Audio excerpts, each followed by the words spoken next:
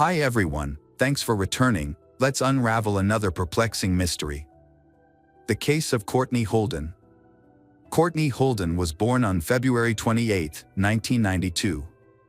When she was 2 years old, she was sent to an orphanage. Life there was not happy, not only for Courtney but for all the other children. Every day at the orphanage began with a prayer. Children of all ages prayed to the Almighty to give them a family and a happy life. Finally, Courtney's dream came true when she was adopted by the Holden family. Courtney arrived in Spokane at the age of 4 and began living in the Holden family home with Joshua and some other foster children. However, instead of finding a loving family as she had hoped, her life here was worse than at the orphanage. What Courtney experienced at the Holden home could only be described as a real nightmare. From a young age, she was forced to do all the housework. She had to clean the whole house and wash the dishes after every meal for the entire family. If she made a mistake, she was punished. Surprisingly, the Holden family treated the other foster children better.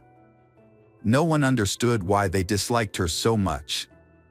Judy Holden was old when she adopted Courtney, and she was the last child they had received from the orphanage. Perhaps this explains their inexplicable cruelty and hatred towards Courtney. She was forbidden to go out without permission and was often abused. Visitors to the house often heard Judy and Joshua calling Courtney Cinderella, as if she were in a fairy tale, but in reality, she was more like a slave to her cruel stepmother and siblings. Courtney was very sensitive and had become accustomed to a difficult life with the Holden family. She feared her foster mother and felt terrified just seeing her brother Joshua. He did not allow her to communicate with her friends. She was not allowed to use a cell phone or other modern devices.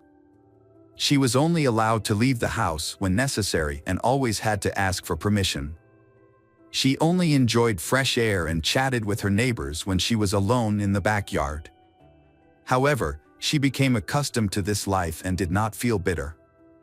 She still respected her adoptive parents because they were the only family she knew, and she had no concept of a normal family. Courtney experienced a period of freedom when Joshua, due to conflicts with their parents, moved in with his sister for an extended time. For Courtney, this was the happiest period of her life. She finally experienced the freedom she had always longed for, allowing her to go out, walk around, and meet friends. After finishing school, Courtney fell in love for the first time. Michael was an ideal partner. She felt the care and attention from him that she had never received from anyone else. Every time she met Michael, Courtney felt extremely happy. Their relationship lasted until 2011, when they had a son. Michael was eager for Courtney to move in with him to create a complete family. However, for unknown reasons, Courtney refused this offer. She continued to live in a Holden household, which she did not like, and ended her relationship with Michael. After the Holden family went through many changes, their home became deserted. The adopted children grew up and left, and John Holden, Courtney's adoptive father, was passed away. For a while, Courtney lived with her adoptive mother, Judy, and sometimes her son Joshua was allowed to visit with Judy's permission. Their life was quite peaceful when Joshua, Courtney's brother, was away. However, after their father died in 2014, Joshua returned and began causing trouble for the family. He installed many surveillance cameras around the house on Hero Avenue, near Rogers High School in northeast Spokane. Signs that said, "Smile, you're being watched," were placed all over the yard, with cameras pointing in many directions. This made Courtney nervous because she knew that going out would get her in trouble with Joshua. Courtney's life once again became difficult and uncertain. Around 2015, Courtney revealed to a neighbor that she was again deprived of her right to use a cell phone, manage her social media accounts, communicate with people outside the family, drive, or leave the house without Joshua's permission. After Courtney gave birth, Joshua became so bitter that he forced her to cut off all contact with the baby's father. Courtney silently complied. The neighbor noticed bruises on Courtney's face and arms. When asked, she frankly admitted that Joshua hit her. They were worried and did not understand why Courtney would endure such abuse.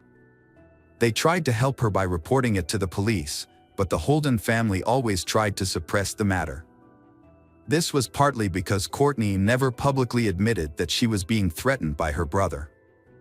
Eventually, Courtney was forbidden to talk to neighbors and was only allowed to go out at night. She silently complied. Courtney knew Joshua better than anyone. He was a large, overweight man with considerable strength and was often abusive. Friends of Joshua described him as paranoid, ruthless, and unpredictable. He had bragged in public about his ability to easily end a life and dispose of a body without difficulty. He had a notable criminal record. In 2005, he was charged with assault and harassment, but due to lack of evidence and the victim's unwillingness to cooperate with the police, he was released. He was also suspected of assaulting and sexually abusing a woman in 2003 when the perpetrator could not be identified. In 2006, Joshua was arrested for domestic violence against his mother and burglary. These incidents forced him to flee his parents' home for several years. After returning, Joshua became more violent. He kept complete control over Courtney. She largely cut off contact with her friends, saying she was afraid to go out for fear that Joshua would find out and make things worse. A friend kept in touch with Courtney every day on Facebook until Joshua found out. In her last message, nearly 2 years ago, Courtney said, "I have to go. Joshua is coming home soon." After that, her account has since been permanently deleted. Those who know the Holdens say the family's relationship is unusual.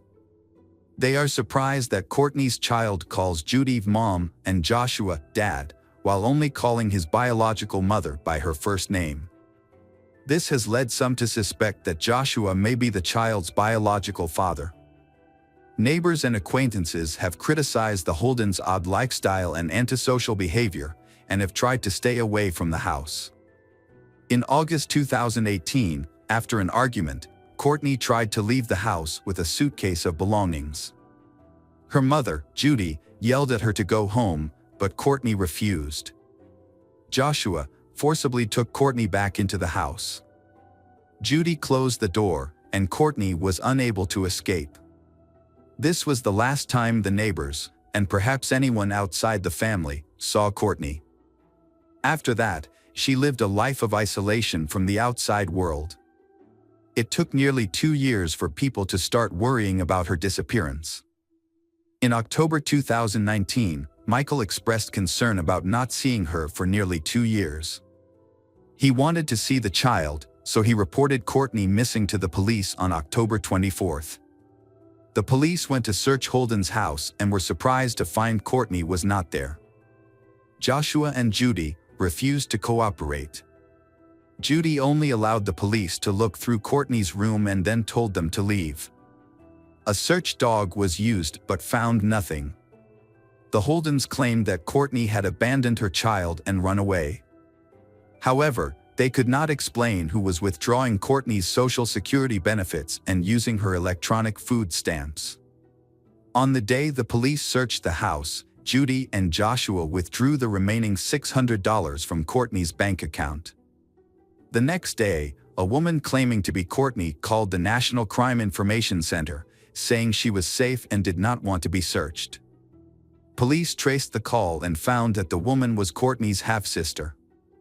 Joshua and Judy later gave conflicting explanations for Courtney's disappearance. They said she ran away with a truck driver and then with a secret lover. Courtney's absence, along with the changing accounts of those who lived with her, made it clear that the Holdens were hiding something. In late October 2019, Joshua and Judy Holden abruptly left Spokane, leading detectives to suspect they were involved in Courtney's disappearance. They were found in Texas, at the home of one of Judy's adopted daughters. Authorities were able to charge them with withholding Courtney's welfare and identity theft, leading to their arrest in Texas. In early October, the Spokane Police Department wanted to check on Courtney's status. The case quickly became a missing persons investigation, which was assigned to Major Crimes Detective Randy Lesser. Courtney was officially declared missing. Alerts were sent to all states, and the media picked up the story, triggering a widespread search. When police and detectives went to check on her home, Joshua and Judy Holden have continued to refuse to cooperate with the investigation. Beside that, Randy told the vet he was worried Courtney might be dead and mentioned he was particularly concerned about Joshua's history of violence. Joshua had been charged with assault in the past, but the case was dismissed when the victim stopped cooperating with prosecutors. Investigators are now gathering DNA evidence and court records from that case, which show Joshua was also suspected in another attack in 2003. Neighbors and family described Joshua as mentally unstable, cruel, and diagnosed with paranoid schizophrenia. One neighbor revealed that Joshua was unemployed and that Judy feared him. The neighbor said Joshua and Judy often bragged about how they had eluded the police. Joshua also claimed that killing and hiding a body was easy. "Especially when you have kids, you can't just disappear," said Detective Randy. Courtney was also described in court records as a devoted mother who never abandoned her children. For more than 18 months, Courtney was confined to her home and was not allowed to leave. Joshua and Judy gave neighbors and relatives various excuses for her absence, from traveling with her truck driver boyfriend to running away with her fiancé. At one point, they said she was home but not available to receive visitors. When Randy visited their home in early October, Judy claimed that Courtney had just returned home a few days earlier and was taking a walk with her son. However, when asked for her phone number, Judy slammed the door. The police then forced her to let them in to check Courtney's room. According to Randy, Judy appeared very nervous about the situation. According to Randy's court records, the house was extremely messy with items piled everywhere, including on the kitchen counter. Courtney's room was also in disarray, with an empty mattress. Randy commented that it appeared that no one lived there. At one point, Judy panicked. When Randy asked to check the rest of the house for Courtney's child, Judy ordered the investigators to leave. Later that day, a neighbor informed Randy that they had seen Joshua, Judy, and one of Courtney's sisters leave in a truck, along with a child. Detective Randy also became suspicious that Courtney, who suffered from a chronic illness, had not seen a doctor since October 2017. She received her last prescription in July 2017, although she had been taking her medication for months before she disappeared. Despite gaps in her medical records, money continued to be withdrawn from Courtney's bank account each month, and her EBT card was used to purchase groceries. Surveillance footage confirmed Joshua and Judy shopping with a small child. They was also caught on camera withdrawing the remaining money from Courtney's bank account on the day she was declared missing in early October. On October 24th, Joshua and Judy left the home. When police arrived to execute a search warrant, Randy noted that they discovered the DVR from the security camera system had been removed, and the family's 6 pets were also missing. By mid-November, Joshua and Judy's cell phone numbers had been canceled. However, that same day, 2 new phone numbers with Texas area codes were activated on their accounts. About a month after the Holdens moved out, a neighbor called the police to report activity at the house. It was actually one of Judy's daughters and her husband, who had flown in from Texas to check on the property. They said they hadn't seen Courtney in 2 years and that Judy was retired. However, there were inconsistencies in their information. The man told the police that Joshua and Judy had a child, while Judy's daughter insisted that the child was Courtney's. In mid-December, Randy traveled to Texas to look for Joshua and Judy. Police found them at Judy's daughter's house, along with Courtney's son. Joshua and Judy Holden were arrested on multiple charges: identity theft, interference with child custody, unauthorized use of Courtney's bank account, and concealment of her child. The child was found safe and returned to his father. No other family members have been charged with any crime. Police searched Judy's home in Spokane with a search dog but found no trace of Courtney. A search of a home in Texas also turned up nothing. Police also searched a car and trailer belonging to Judy at an RV park in Oklahoma. Joshua, 40, and Judy, 74, are currently in custody in Texas and have refused to answer police questions. They also refuse to be extradited to Spokane. With insufficient evidence to prove their involvement in Courtney's disappearance, it is likely that Joshua and Judy will be released. This is perhaps one of the most mysterious disappearances ever. "I have 4 notebooks full of different information," Randy said of the month-long investigation. Judy and Joshua continue to maintain that they had nothing to do with Courtney's disappearance, while police believe she is likely dead but have unfortunately not been able to prove it. Domestic violence experts point to a number of factors as to why cases like Courtney's are not always reported. One is the societal assumption that someone else will take care of it. According to Morgan Kern, Director of Counseling and Outreach at the YWCA, fear of retaliation can also be a factor. And people sometimes view it as a family issue, something to be dealt with at home. Although Judy and Joshua have been accused of multiple acts, they have not been charged directly in Courtney's disappearance. However, many still suspect they knew what happened. Joshua not only had a history of aggression but had also claimed to be capable of killing and hiding a body from the police. Investigators believe Courtney is dead, but no suspects have been arrested in the case. To summarize today's story, it is sad that Courtney was victimized by the Holden family. This young woman longed for a loving family but did not have the courage to defend herself. She believed that the people who abused and exploited her were still family. But does a real family need to make you defend yourself like that? Hey detectives! Welcome back. We've got another mysterious case to explore. The case of Becky Bliefnick. Becky and Tim met while studying at Quincy University. Becky majored in biology and loved tennis. Tim was an excellent football player, popular in school. Those close to Tim commented that he was a cheerful, innocent, and friendly guy. Tim always greeted everyone with a warm hug. With an enthusiastic and friendly personality, Tim was very loved by his friends. On the other hand, Becky's friends described her as a cheerful person, capable of making the surrounding atmosphere bright and positive just by her presence. With her positive energy and bright smile, Becky easily made a good impression on everyone around her. Both Becky and Tim were attractive people, and they seemed to complement each other perfectly. The combination of attractive appearance and compatible personalities made them an ideal couple in the eyes of everyone. 2 years after graduating from Quincy University, Becky and Tim decided to get married and start a new phase in their lives.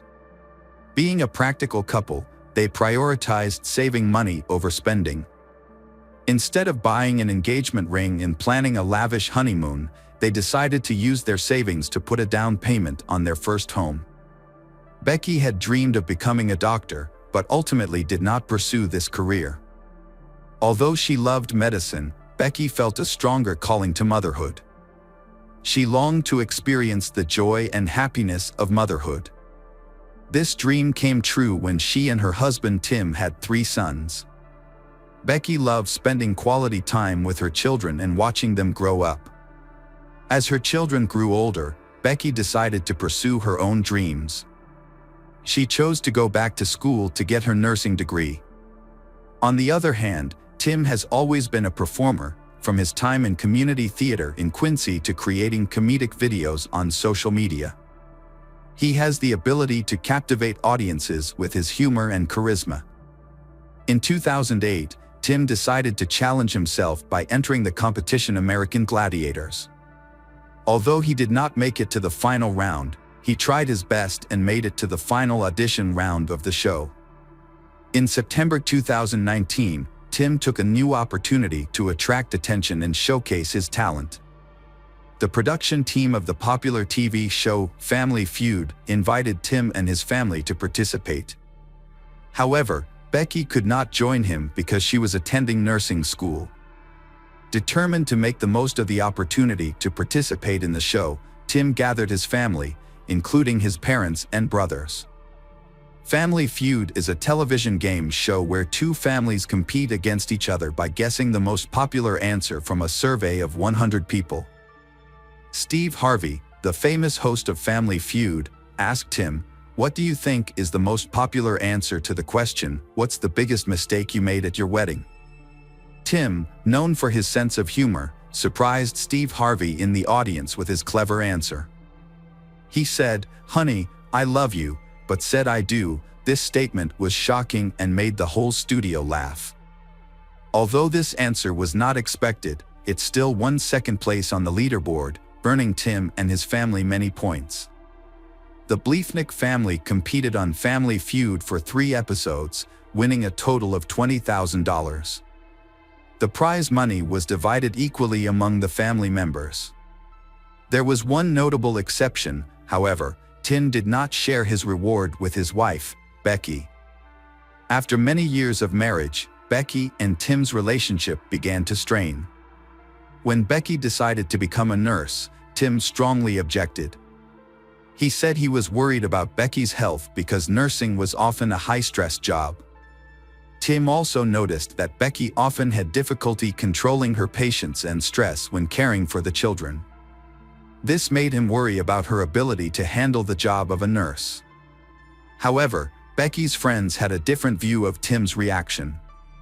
They believed that Tim did not want Becky to be independent and free to pursue her own interests. Over time, they noticed that Becky was no longer as happy in the marriage as she had been before. Things were going well for the first 5 years, but then Tim began to act more controlling and manipulative towards Becky. Becky's friends noticed that while Becky was putting a lot of effort into her studies and nursing work, Tim was not contributing his fair share to the household chores. Tim did not participate in cleaning and taking care of their son. Instead, he left Becky to shoulder all the household chores after her long, tiring shifts at the hospital. Becky noticed that their marriage was struggling and wanted to work on this with Tim. She suggested that the two of them go to marriage counseling, hoping that this would help them improve the situation and mend their relationship.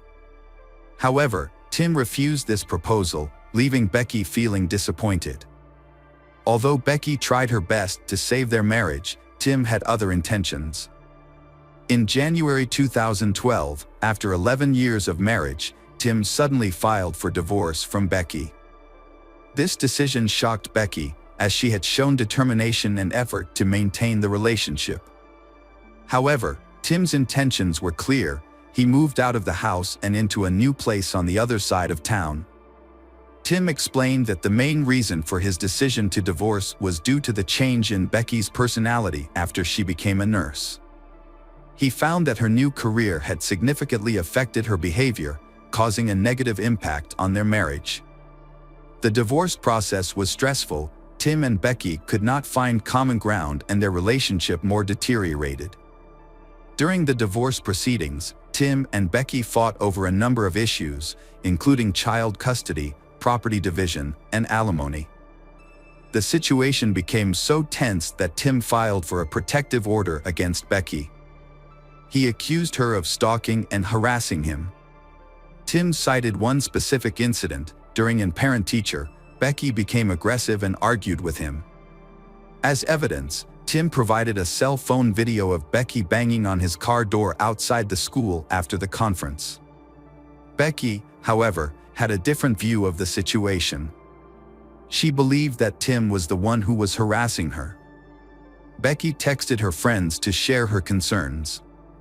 In the messages, she described multiple instances of Tim's violent behavior, including yelling at her, pushing her in front of the children, and throwing things around the house. Becky sent a text message to a friend, expressing her deep concern about Tim's mental health.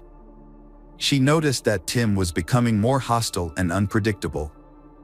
Recently, a co-worker of Becky's was murdered by her partner, which made her even more fearful for her safety. Becky began to suspect that Tim might harm her, similar to what had happened to her co-worker.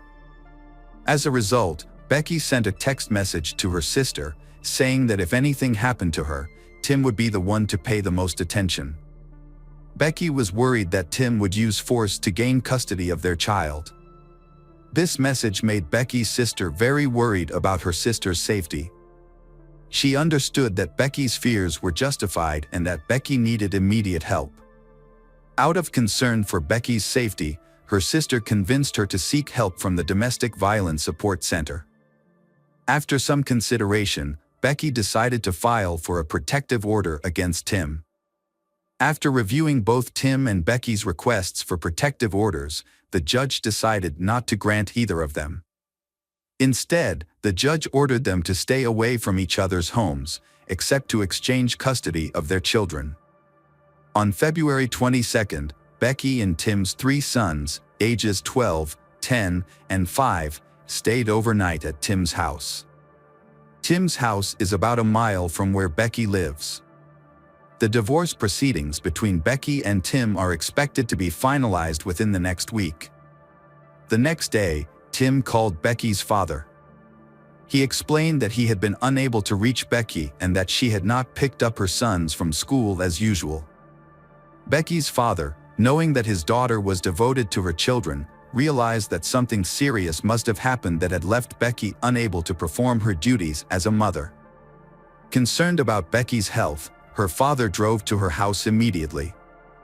When he arrived, he entered the house and walked through the rooms, calling Becky's name. Receiving no response, he went upstairs and entered his daughter's bedroom. Inside, he witnessed a horrifying scene: Becky lying motionless in a pool of blood, her body covered in gunshot wounds. Investigators arrived at Becky's house after her father discovered her body in the bathroom.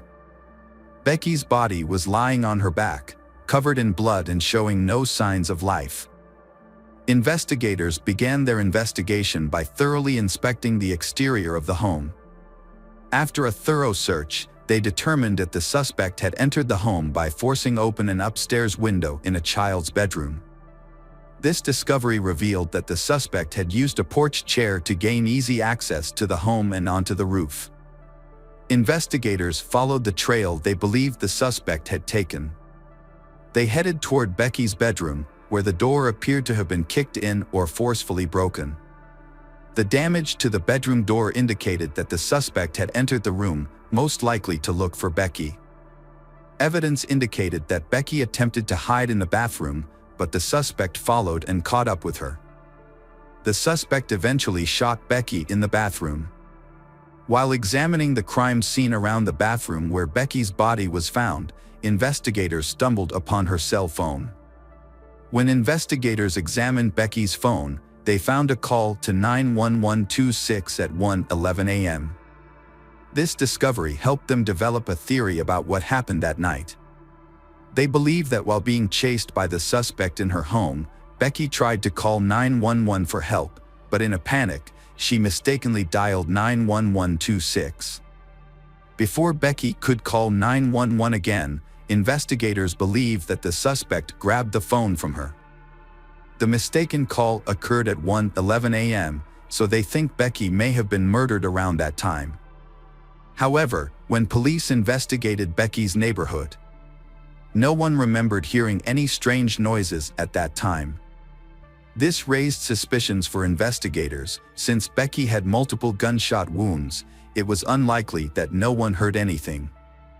When investigators thoroughly searched Becky's home, they quickly determined that the murder was not a burglary, as nothing was missing. However, the perpetrator left behind a number of important pieces of evidence. Most notably, a partial shoe print was found near the entrance. This shoe print could help identify the make and model of the suspect's shoes, as well as provide information about the size and shape of their feet. At the scene, investigators found 8 9mm bullet casings and several small pieces of plastic scattered on the floor near Becky's body. Despite the extensive evidence collected, investigators were still unable to come to a definitive conclusion. Therefore, they decided to send the collected evidence to a forensic lab for further analysis. Detectives are investigating whether any of Becky's neighbors had installed security cameras outside their homes. They discovered that a neighbor had installed a camera on the side of their house after their car was broken into a year ago. The camera was facing the neighbor's driveway, which bordered Becky's house. It was set up to detect motion and send an alert to the homeowner. However, on the night of Becky's death, the camera did not capture any important footage. As they investigated further, investigators discovered that on the day of the murder, a man was seen walking down the back path of Becky's house at 1:05 a.m. on the security camera footage. About 48 minutes later, the man was seen walking back in the opposite direction. Becky's neighbor's security camera also recorded a similar incident about a week earlier. On February 14th, footage from the neighbor's security camera showed Becky seeing a dark figure lurking around her house. After discovering this, Becky's neighbor immediately informed her of the news. After the neighbor reported the mysterious stranger, Becky began to feel anxious. Although she had not seen anyone on her house, she had heard noises in her backyard the night before, which frightened her. Police reviewed security camera footage from Becky's neighbors and continued to search the neighborhood for additional footage. They found video from a home near the Courtney bus stop that showed a bicyclist wearing dark clothing moving toward Becky's home. The videos showed a bicyclist wearing dark clothing, matching the description of the mystery person in the footage of Becky's driveway. After analyzing the time of the footage, detectives suspected that the bicyclist was the person in the footage. Although Becky's neighbor's security cameras did not capture the mystery person on the night of her murder, police did stumble upon footage of a bicyclist heading toward Becky's home shortly before and after the incident. The video footage showed a person matching the description of the person lurking in Becky's driveway before she was murdered. While the video was helpful to the investigation, the poor quality of the footage made it difficult to gather details. Detectives were unable to determine the gender or identity of the person in the video due to the graininess of the image. However, they did notice one important detail: the bicycle the person was riding appeared to have no reflectors on its wheels. When Becky was murdered, her sister immediately thought of Tim, Becky's soon-to-be ex-husband, as a possible suspect. She had witnessed their tense divorce and shared this thought with the detectives investigating the case. Based on this information, the police began to consider Tim as the prime suspect. Notably, the murder occurred just a week before Becky and Tim finalized their divorce, making the situation particularly suspicious. During the investigation of Becky's murder, investigators made an important discovery. They found a bicycle without reflectors on its wheels, similar to the one seen on the security camera, just a block away from Tim's house. This discovery raised suspicions about Tim, prompting detectives to seek a search warrant for his home.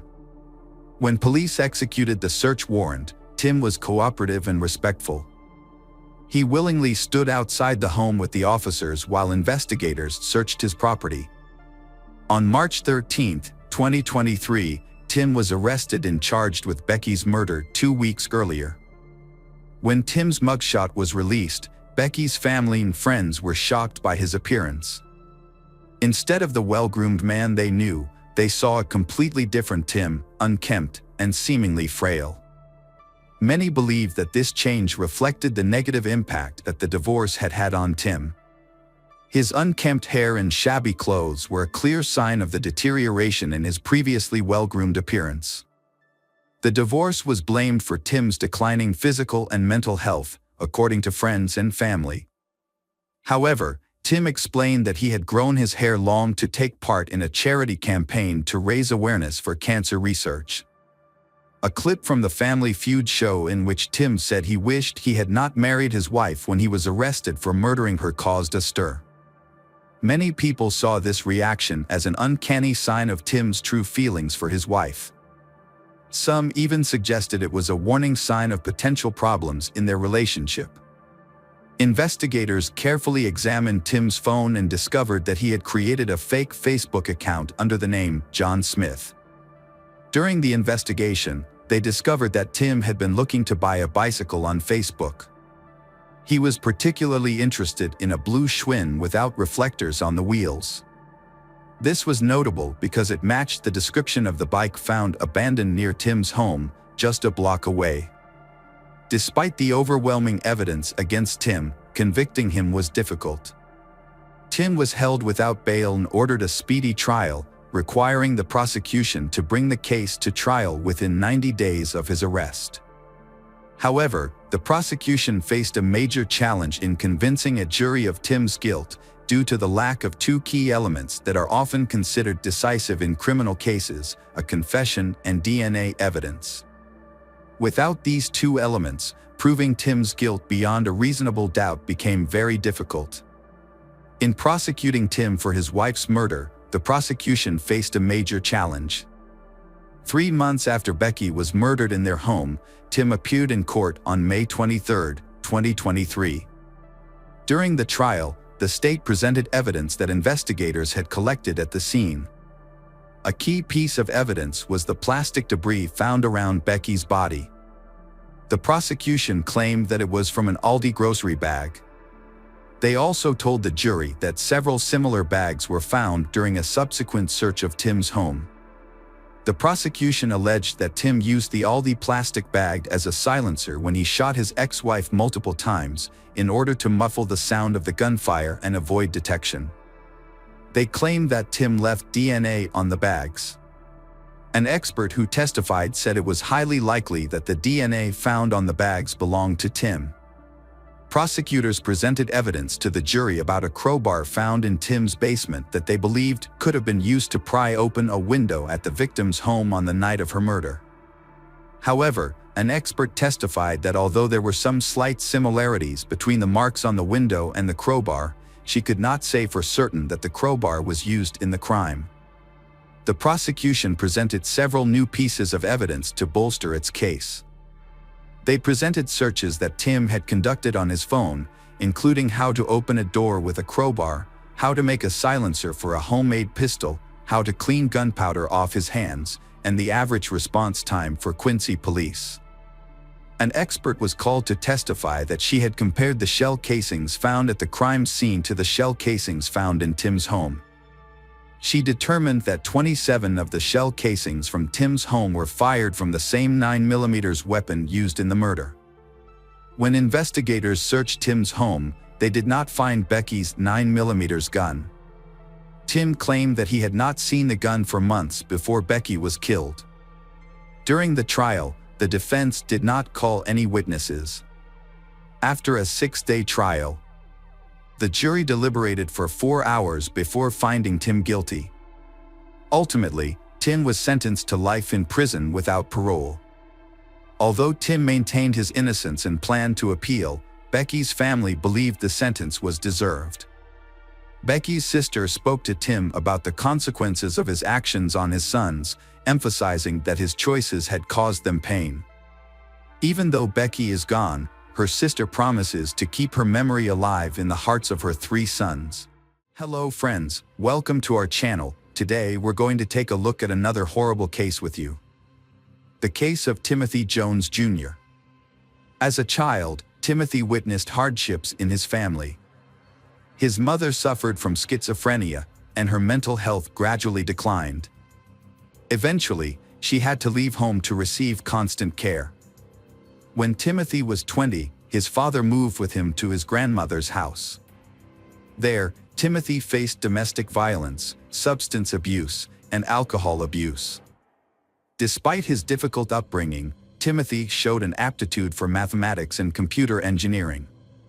He could solve problems easily and take apart and reassemble computers to make them run faster.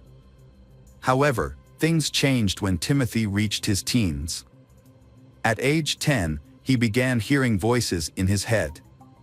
By middle school, he was using drugs and drinking excessively.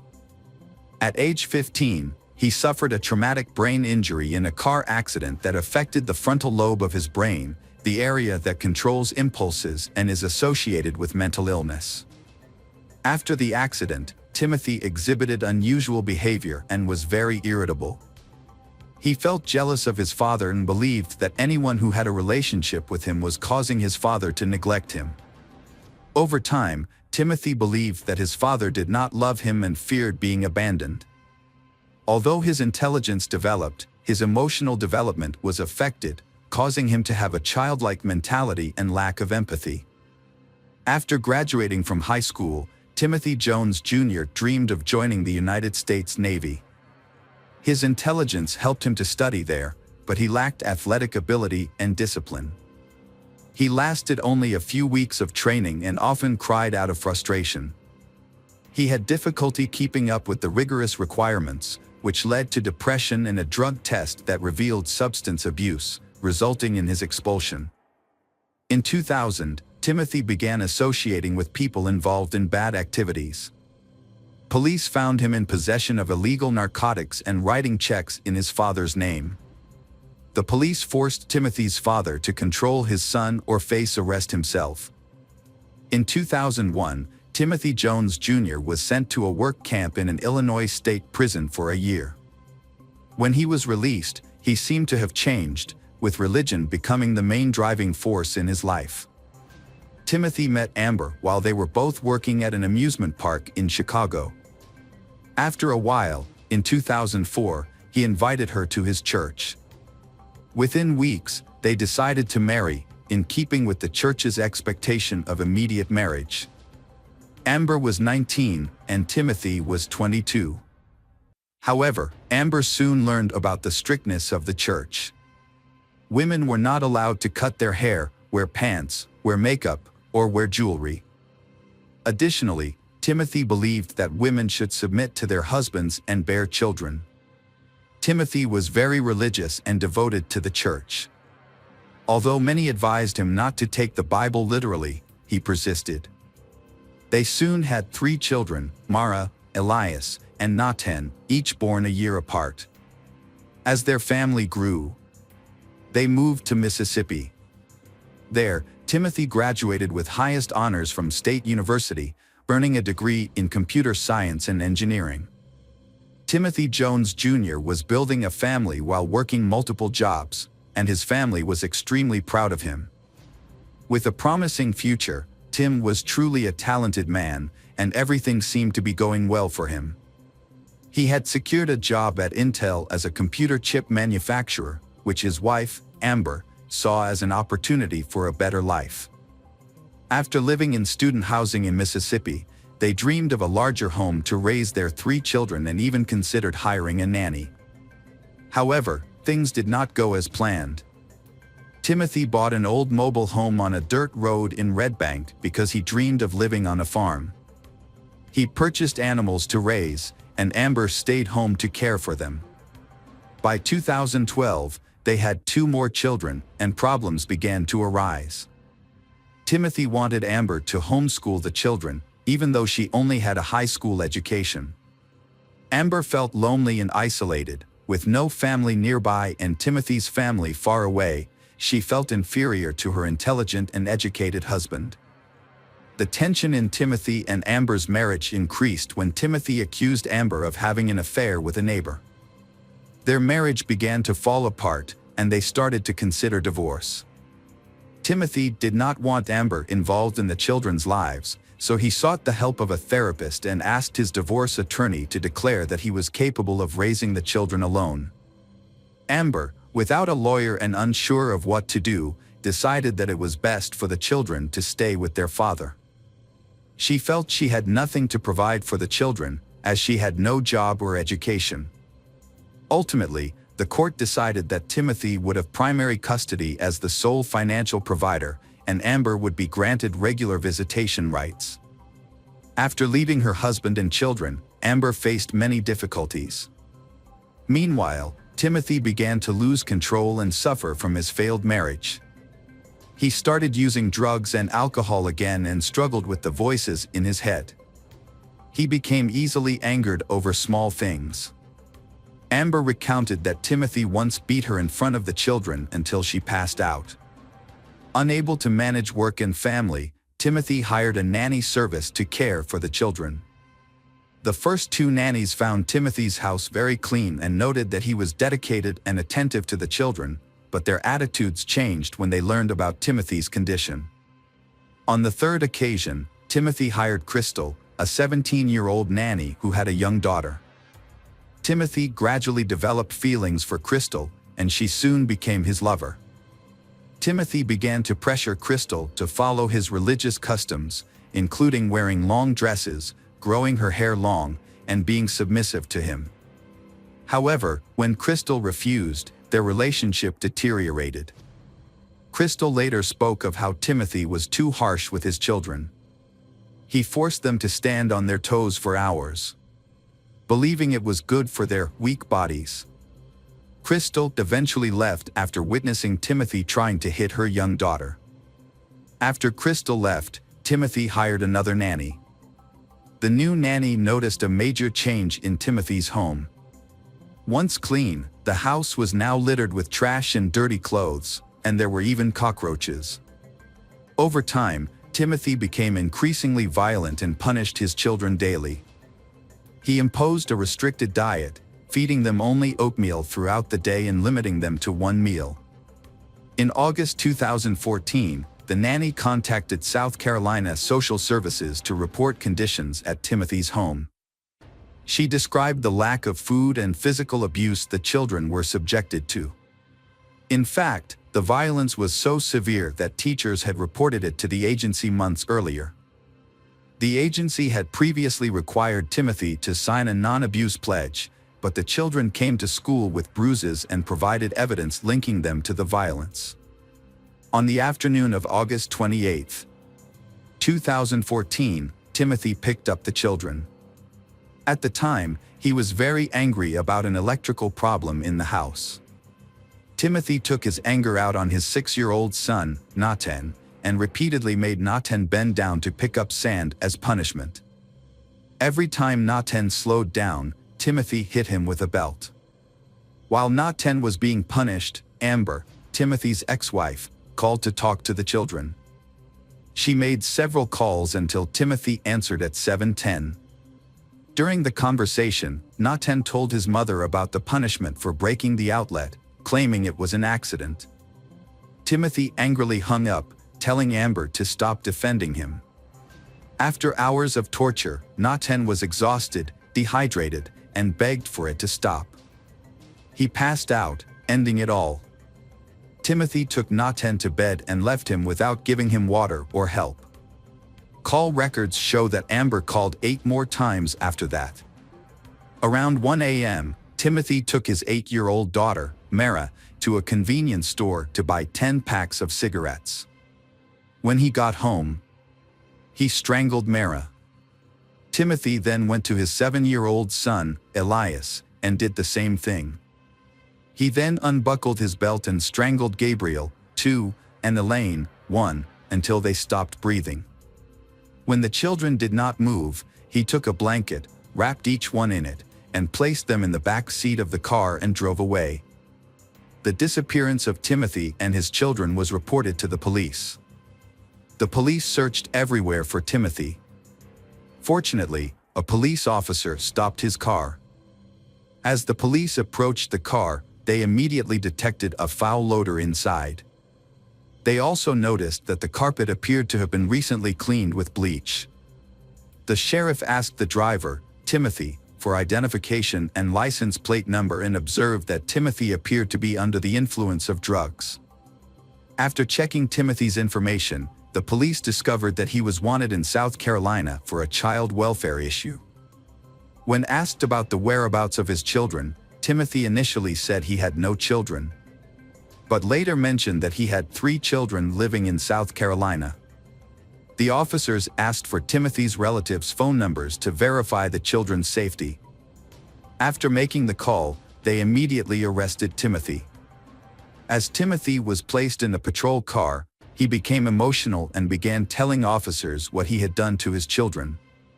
He confessed to killing his 3 children for ulterior motives. Timothy explained that he felt very sad and angry when he saw one of his sons playing with an electrical outlet, so he strangled his son until he lost consciousness. Timothy did the same to his other son and his older daughter. He strangled his daughter until she turned blue. In another account, Timothy claimed that his son was trying to hurt him when he saw him playing with an electrical outlet, which prompted him to kill him. In one recording, investigators heard a discussion about Timothy Jones Jr. subjecting his 6-year-old son, Nathan, to hours of punishment. This was because Nathan had accidentally turned off an electrical outlet in the living room. Timothy said he put Nathan to bed afterwards, but when he checked on him, he found him dead. When asked why he did this, Timothy said he heard voices in his head and believed his children were plotting against him. He also thought his children would be happier if they went to heaven. So he decided to kill all of them. After killing his children, Timothy traveled throughout the southeast with the bodies of his 5 children covered in blankets in his car.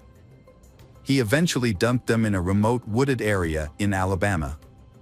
In a second statement, Timothy said Nathan's punishment had gotten out of hand. When he went to Nathan's room, he found him dead. Not knowing what to do, Timothy decided to end the lives of all his children. After an autopsy, pathologists were unable to determine a definitive cause of death.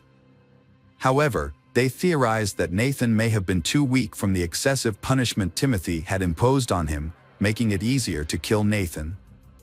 Investigators questioned Timothy's actions, particularly why he did not call 911 immediately after the incident.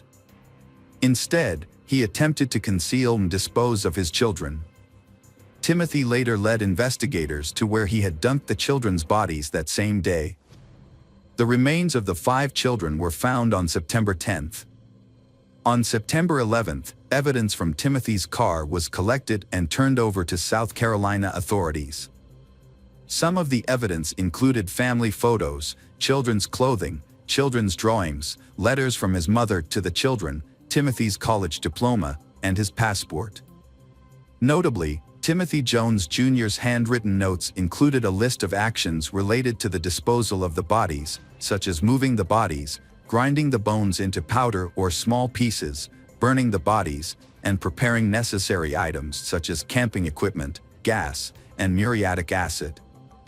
On September 13, 2014, Jones was admitted to a correctional institution and placed in a special cell separate from the general population. Since then, he has been evaluated by mental health experts, including psychiatrists, clinical psychologists, and forensic specialists. Opinions among these professionals varied. Some diagnosed him with schizophrenia, bipolar disorder, schizoaffective disorder, or a personality disorder. They suggested his mental state during the crime might have been worsened by drug use and a traumatic brain injury he sustained at age 15, which could have contributed to underlying psychosis. These theories were presented to the jury during his trial. Conversely, other specialists argued that Timothy was mentally competent and that his attempts to hide evidence, including his children, showed he knew his actions were morally and legally wrong. His internet search history indicated he understood what he was doing and how to do it. The prosecution argued that Timothy succumbed to the pressures of a failing marriage and the challenges of raising 5 young children. According to his statements, the catalyst for his actions was his wife's alleged infidelity with their neighbor, who is now her husband.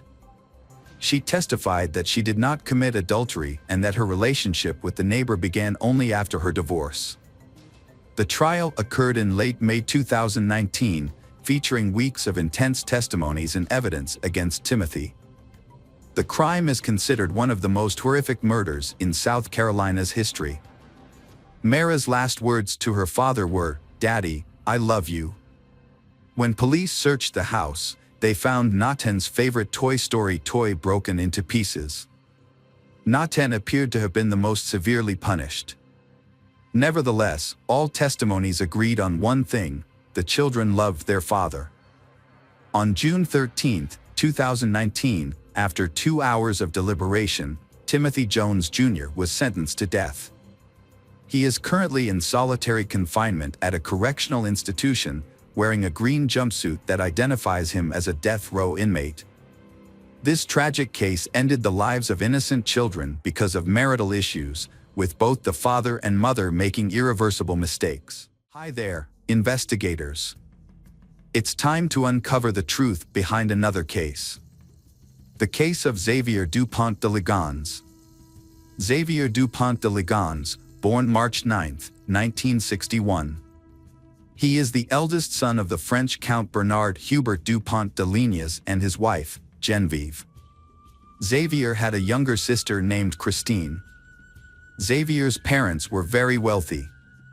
Xavier's mother, Genevieve, claimed to have received messages from the divine, which she wrote down during her creative writing sessions.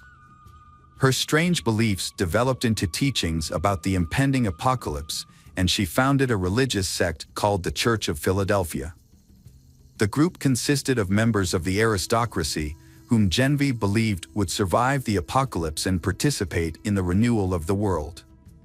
Despite his father's aristocratic title, Xavier had little interest in the French tradition. Instead, he was fascinated by luxury, high-end cars, and Xavier loved the United States. Xavier's lavish lifestyle was financed by his mother through substantial donations from members of the sect, who vowed to keep their activities secret. In 1974, Xavier met Emmanuel Teneur on the beautiful island of Bra. They formed a friendship based on mutual understanding and respect. It is said that at that time, Emmanuel confessed his feelings to Xavier, but despite his rejection, their close friendship remained unchanged. 2 years later, Xavier met Agnes Hodanger in Neuilly, a suburb of Paris. Agnes was born on November 9, 1962, and Agnes was deeply religious. She worked as an assistant at the Blanche de Casse Catholic School in Nantes, where she taught catechism. Although information about Agnes' family is not widely available, there are many sources that indicate that Xavier and Agnes formed a very close relationship. The relationship developed into a short-lived romance before they decided to separate. In 1990, Agnes gave birth to her first child, Arthur, from a non-coercive relationship. Soon after, she and Xavier got back together, rekindled their love, and decided to marry. Xavier adopted Arthur as his son. 2 years after the breakup, they welcomed the birth of their second son, Thomas, who was considered the heir to the family. To commemorate this important event, Xavier chose Emmanuel as the first person to support Thomas. After Thomas, the couple had 2 more children, Anna and Benoit. The family of 6 lived happily. Xavier showed himself to be a loving father and his children excelled in school, opening up a promising future. Agnes passed on her faith to her children and took them to church. Around 2000, in accordance with their interests and wishes, Xavier moved his family to the United States. Xavier, a reserved, charismatic, and multilingual man, believed he could easily integrate into the United States. However, this project failed, resulting in significant financial loss. Upon returning to France, Xavier was left in a large amount of debt after several failed business ventures. Xavier was described as a salesman in some investigations. According to French media reports, financial problems had been a major concern for Xavier for many years. One of Xavier's failed projects was the importation of plans from the United States into French. In addition, Xavier also started a small business but found only limited success. These businesses included hotel and restaurant guides for sales representatives, a loyalty system for restaurants, and an association called the French Federation of Commerce.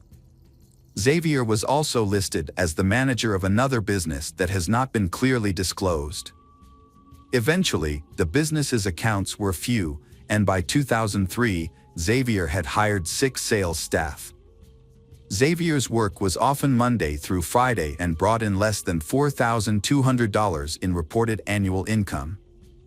The mounting financial problems began to strain Xavier's marriage, perhaps due to the usual disagreements in marriage.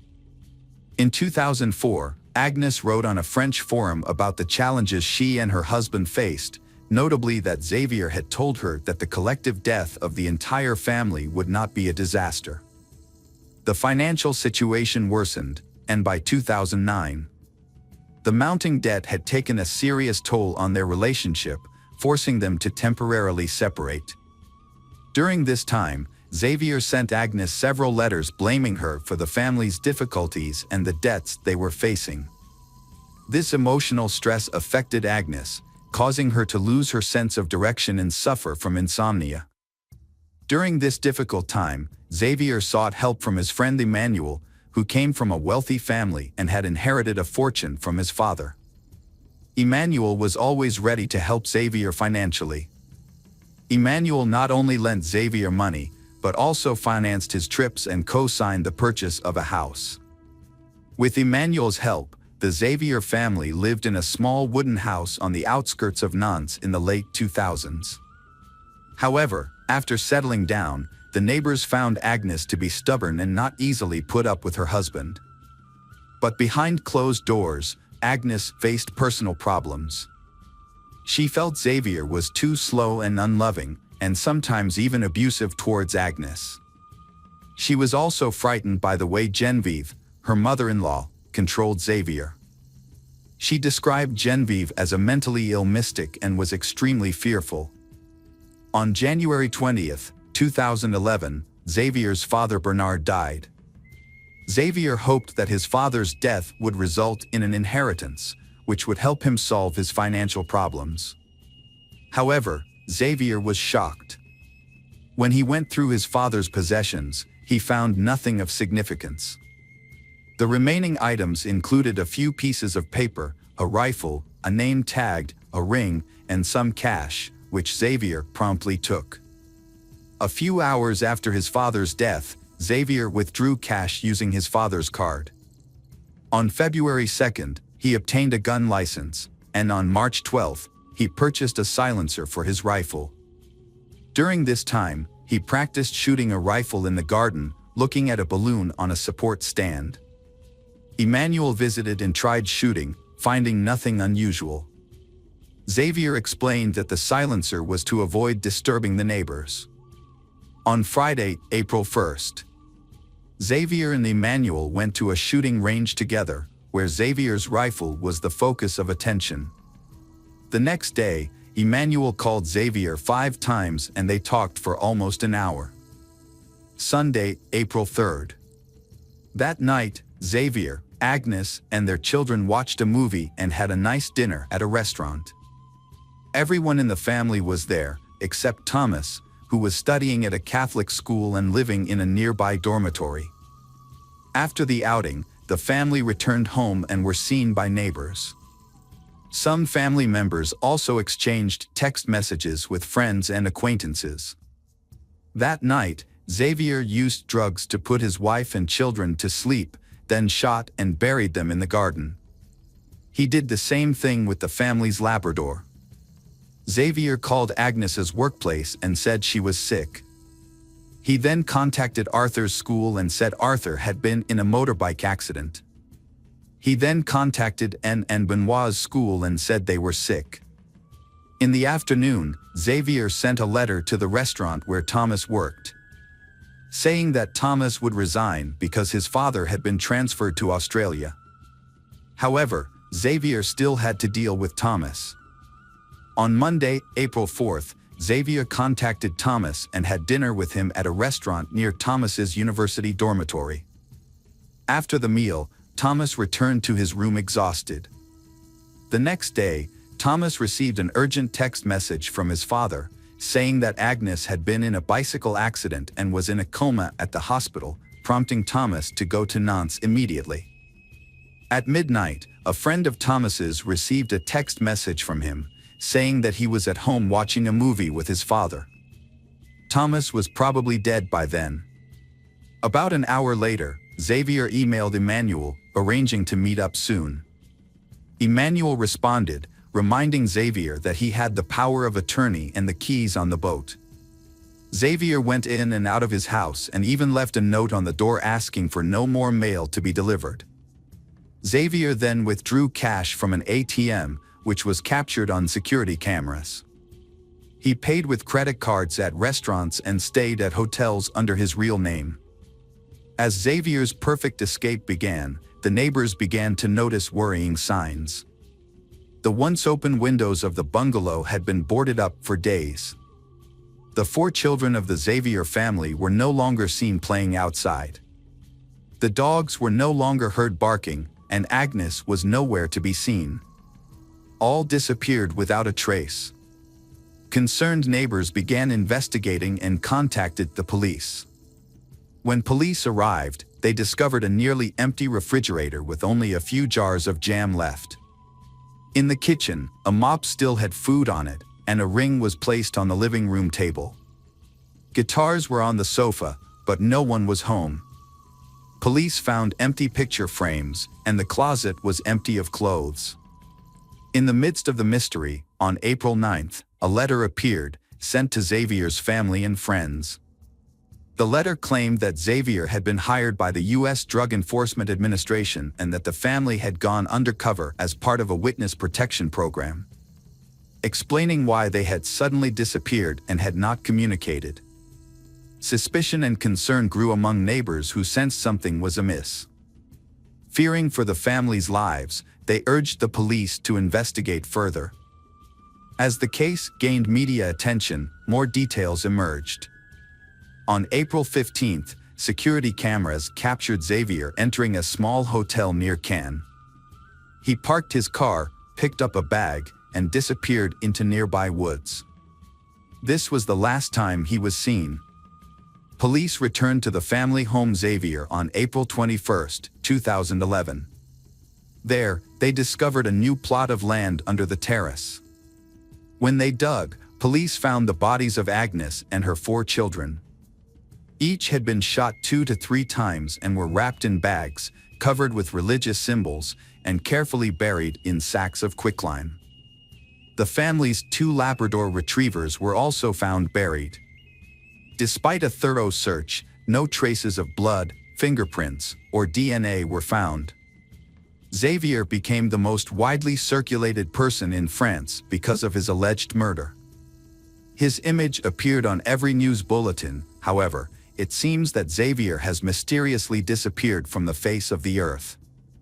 Autopsy results of 5 victims showed most of the bullets were shot in the head. In addition, traces of sedatives were found in the bodies of the children, which confirmed the hypothesis that they attacked while they were sleeping. A remarkable detail began to appear around Agnes. In the master bedroom, police discovered a device that Agnes used to control her sleep apnea, which had stopped working at 3:27 a.m. on April 4th. Because of the close relationship between Xavier and Emmanuel was called in for questioning by the police. Emmanuel cooperated with initial investigations. When Emmanuel was questioned about the exported rifle, Emmanuel initially knew about it. However, upon further investigation, the police discovered many inconsistencies in Emmanuel's testimony. They soon realized that Emmanuel was not being completely truthful. A crucial step occurred 24 hours later. Just before noon, Nantes police raided Emmanuel's apartment and seized Emmanuel's laptop. Emmanuel then revealed the real information about Xavier's export rifle. Xavier's mother Genevieve also attracted the attention of the police during their interviews. Genevieve was evasive and denied any knowledge of the Philadelphia church. The police investigation was fruitful. They discovered a copy of a complaint filed years ago by former members of the cult who fled in fear after Genevieve offered to have sex with all the men to conceive. This revelation about the cult, including the wealthy members who provided financial support, led the police to believe that this environment may have provided Xavier with material support. As a result, All former members of the Philadelphia church were questioned, and the police monitored the cult members, hoping to detect any indiscretions in conversations or emails. When the police examined the computer hard drive, they discovered many email exchanges between Emmanuel and Xavier. Some of the emails were particularly revealing about the relationship between the two.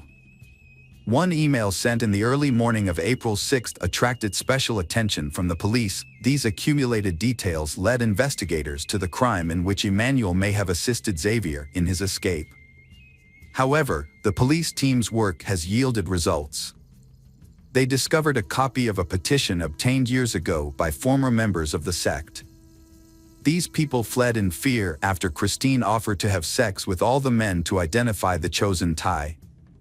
The important revelation about this sect, including the wealthy members who provided the main financial support, has helped investigators better understand the work. They believe that this environment may have provided Xavier with the necessary support and substance. Therefore, all former members of the Philadelphia church were examined and followers of the sect were followed, hoping to find connections through conversations or emails. Despite efforts, no murder weapon was found. Xavier's cell phone records helped police track his movements in the country. Xavier's last known trace was recorded on April 15 from a security log. Based on the type of bag Xavier was carrying, police suspected that he may have been carrying a weapon. While everything suggested that Xavier might have committed suicide in the forest, the police conducted a thorough search of the dense forest, but without any results. This led to the hypothesis that Xavier might have sailed the boat to another country. Therefore, an international arrest warrant was issued on May 4. The Nantes police contacted the National Fisheries Monitoring Center to verify whether Emmanuel or Xavier owned a motorboat or a sailboat. The police did not find sufficient information, but Emmanuel was summoned to the Nantes police station for further questioning. When the police asked Emmanuel about the sailboat, Emmanuel claimed it was a coincidence. Emmanuel explained that Emmanuel had given Explorer permission to open his safe in case anything happened to Emmanuel, and that the key to the safe was hidden in a model sailboat in an apartment. According to Emmanuel, the safe contained Emmanuel's will. Despite some suspicious coincidences, the police released Emmanuel. At this point, Emmanuel was only considered a witness. However, the police decided to put pressure on Emmanuel because they suspected that Emmanuel was a possible accomplice. A key discovery was made when police examined all the checks paid to Xavier's company. A $4,200 check signed by Emmanuel, linked to a previously undisclosed bank account in Monaco. Police quickly requested account records, but due to Monaco's strict banking secrecy laws, they would only respond to requests from their own regulators. On September 28, 4 police officers returned to Emmanuel's home. After a long wait, Emmanuel showed up. Emmanuel's apartment was sparsely furnished, with empty liquor bottles scattered around, suggesting that Emmanuel lived a very isolated life. Emmanuel told the police that Emmanuel had not received any letters or phone calls from Xavier. In 2015, a journalist claimed to have received a letter from Xavier stating he was alive. However, after conducting handwriting, DNA, and fingerprint analyses, the letter did not provide any new information. A tip-off about a monk resembling Xavier led police to raid a monastery in Rab Brun sur Aran on January 9, 2018. After a thorough 2-hour search, they concluded it was a case of mistaken identity. Then, on January 18, 2019, Emmanuel died of a heart attack. That same year, authorities arrested a man they believed to be Xavier at Glasgow Airport in Scotland, only to discover it was a case of mistaken identity. Speculation has it that Xavier may be hiding in South America, specifically Argentina, where Xavier can help him avoid being noticed. Despite the passing of the years, the Church of Philadelphia still exists, with members who have been part of the church for nearly 40 years, living in seclusion from the world. Since 2011, the case has been shrouded in rumors and speculation, causing it to stall. Ultimately, Xavier was never found. The perpetrators responsible for the deaths of Agnes and her 4 children have still not been found. Hi there, investigators. It's time to uncover the truth behind another case. The case of Rosana Galeano. Rosana Galeano was born in Buenos Aires, Argentina, in the late 1970s to parents Raldo and Graciela.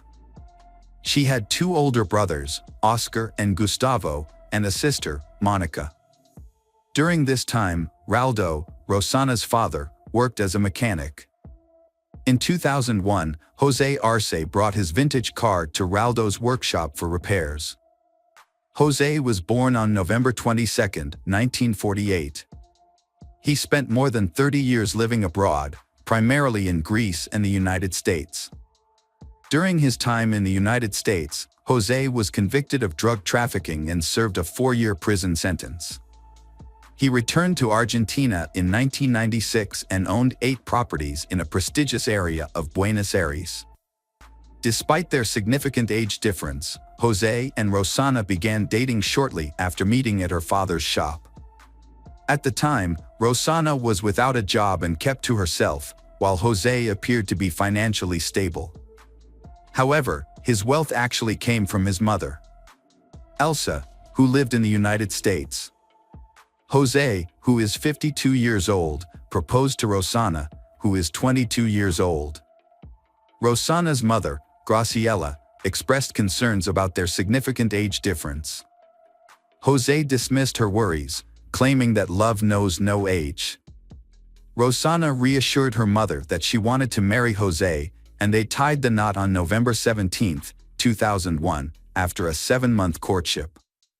Jose initially thought his friendly and intelligent personality was the reason Rosana was attracted to him. They soon had a son, Geronimo. However, Jose's true nature soon became apparent, a controlling and jealous person. He frequently belittled Rosana and her family, and has eventually turned physically abusive, leaving Rosana feeling trapped and fearful. Jose's ownership of 2 guns added to his intimidating presence, allowing him to maintain control over Rosana. Her family was aware of the situation and the pain it caused. Jose often flaunted his guns in front of visitors or when visiting others. On one occasion, Rosana's brother Oscar witnessed Jose physically assaulting her while they were painting their house. On another occasion, Rosana's father observed bruises on her back, bruises that she explained were caused by Jose dragging her on the ground. Rosana and Jose had their second child, but their relationship continued to deteriorate. Jose's hot temper and lack of respect have repeatedly strained their relationship, making it difficult for her to maintain a healthy home for her children despite her best efforts. The situation was further complicated by Jose's mother, Elsa, who would visit from time to time and exert control over their household decisions. By 2006, Rosana had suffered severe abuse at the hands of Jose and decided to report him to the authorities for domestic violence. A few months later, Rosana filed a second complaint, this time she requesting a medical examination to document her injuries. Rosana opened up to her sister Monica about her struggles, and they made a promise to stay connected and be there for each other whenever Rosana needed assistance. Monica becomes Rosana's rock, comforting and supporting her emotionally during difficult times. Whenever Rosana visited Monica's apartment with her children, Jose would often dictate when they had to return home, threatening to harm her. He frequently belittled Rosana, questioning her ability to be a mother. Ultimately, Rosana decided to leave Jose and move in with Monica, leaving him to stay in their house alone. Rosana filed another complaint and sought a divorce, which led to a restraining order being issued against Jose. As a result, they were only allowed to meet at a neutral location in El Remanso Exel de la Cruz, as arranged by the court, for Jose to visit their child.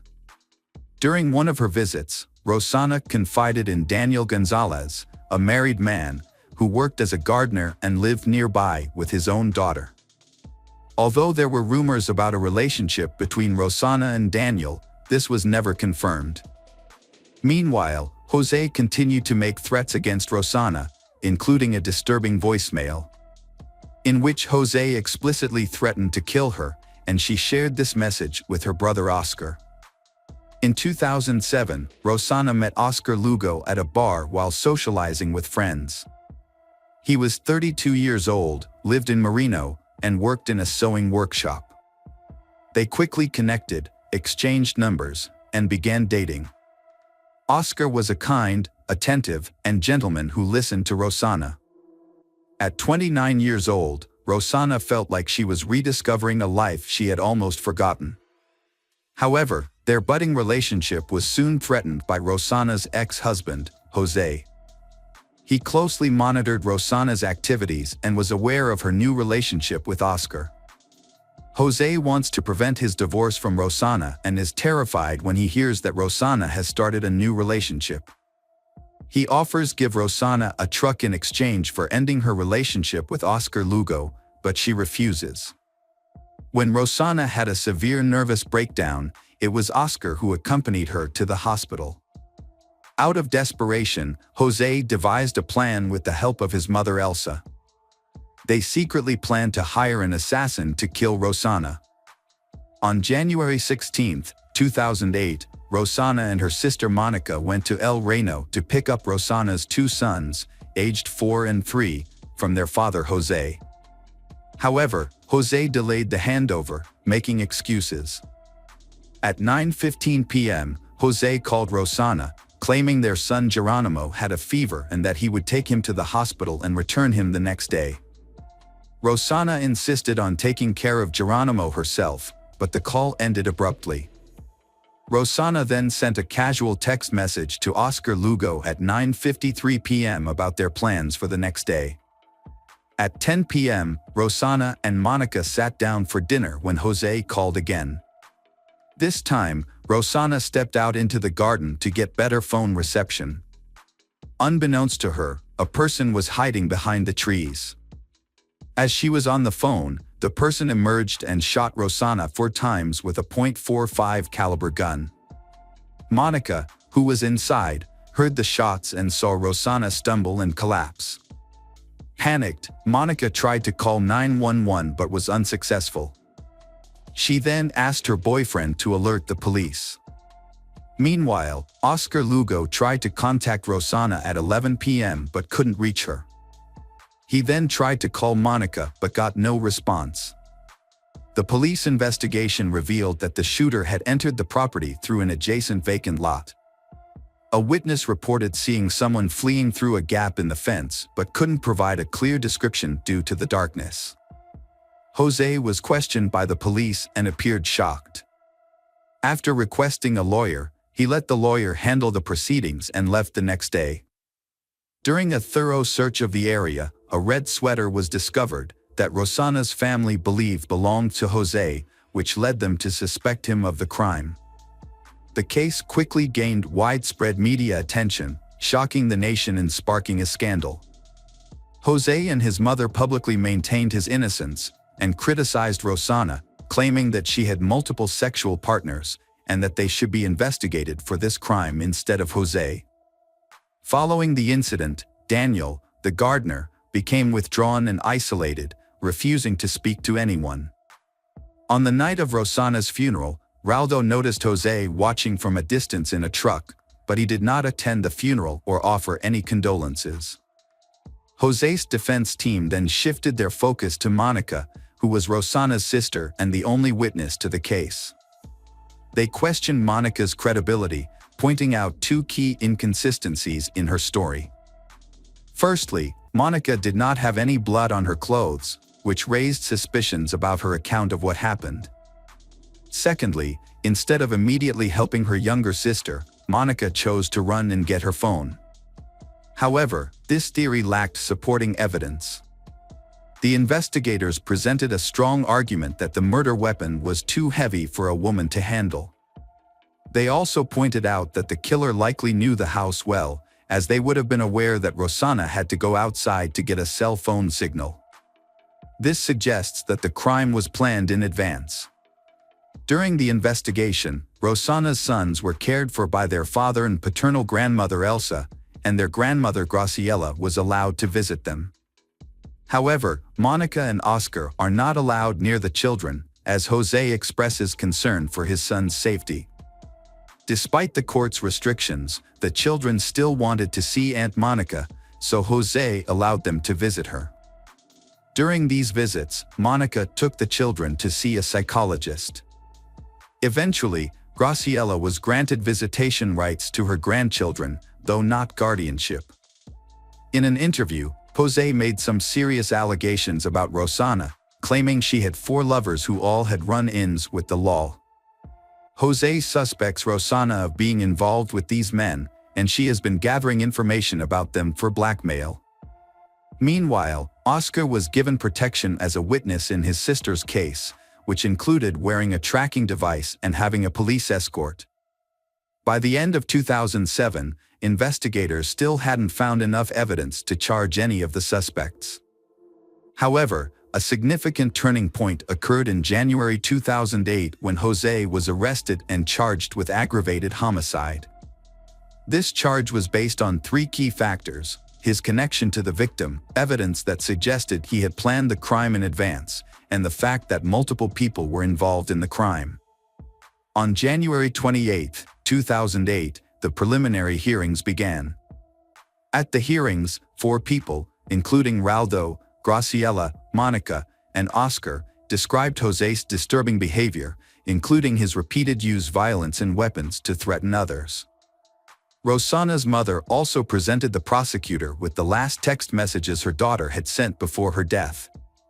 The following day, Oscar Lugo, who used to date Rosanna, testified against Jose, provided testimony similar to that of Rosanna's family.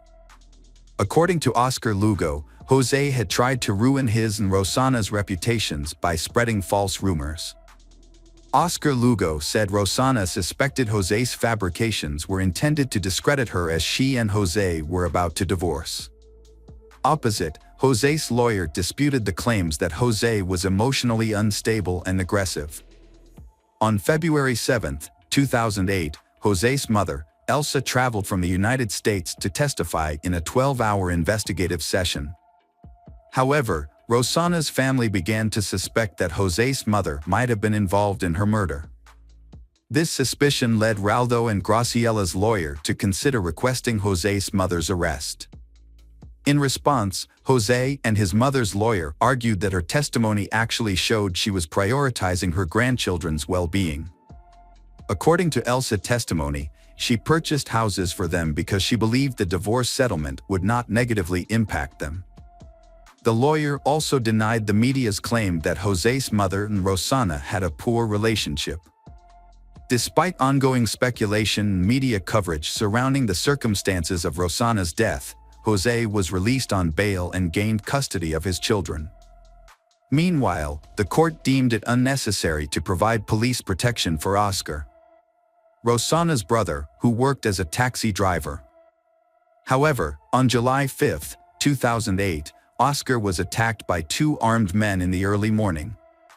They beat and threatened him for an hour before abandoning him in a vacant lot. Fortunately, Oscar was found thanks to the protective witness tracking bracelet he wore. Oscar was deeply shaken by the event, though not severely injured. The trial next began in April 2013.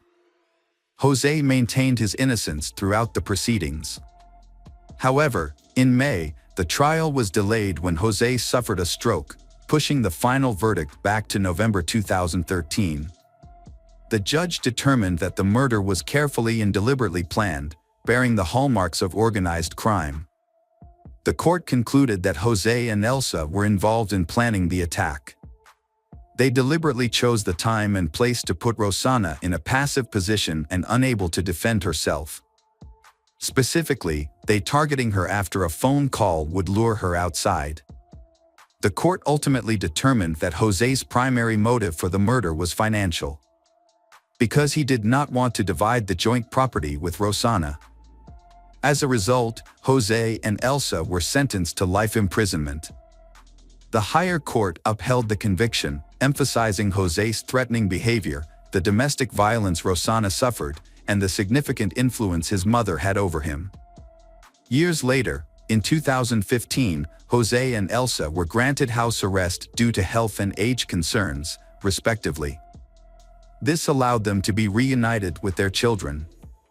Throughout this time, the media continued to follow the story of the children. In January 2017, the court allowed the children to spend a weekend with their maternal grandparents for the first time. The Rosanna Galliano family thoroughly prepared their home, repainting and cleaning the house, and decorating it with balloons and a welcome sign. Graciela also cooked the children's favorite meal in anticipation of their arrival. The Rosanna Galliano home was filled with joy that weekend, as the boys spent happy time together, playing soccer and video games, and even asked to sleep in their grandmother's bed, whom they hadn't seen in over 2 years. However, their happiness was short-lived. On November 24, 2018, Jose passed away after suffering another stroke. This was a devastating blow for the children. Aunt Monica reassured them with love and calmness, promising to support whatever decision they made. The boys decided to live with Aunt Monica. Welcome back, detectives. Let's dive into another horrible case. The case of Maria Luisa Cedeno. On July 18, 2020, Maria Luisa Cedeno checked into the Lamb Mission Inn Hotel in Manuel Antonio, located in the Punta Arenas province of Costa Rica. She was accompanied by her pet dog, Mofelda, a small dog that she treated like her daughter. On her first day, everything seemed normal.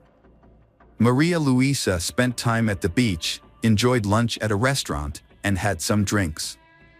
At 4:30 p.m., Maria Luisa requested a bottle of wine, a bottle of mineral water, and 2 glasses to be brought to her room. Throughout the afternoon and evening, there was no activity from her room. On July 20th, hotel staff attempted to contact Maria Luisa but received no response.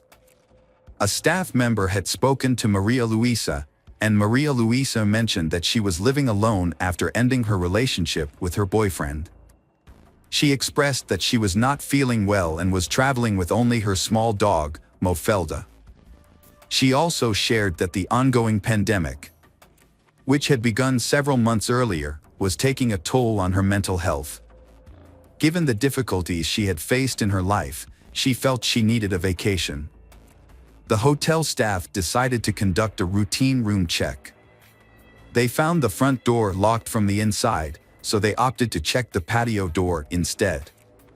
This door was an emergency exit for guests with pets, allowing dogs to go outside. As they approached this exit, they found it was only partially open. When they entered, they smelled a terrible smell and saw blood stains scattered all over the room. In one corner, they found a dog alive but shaking with fear. On the bed, they discovered Maria Luisa's body wrapped in a sheet. Maria Luisa is a respected anesthesiologist.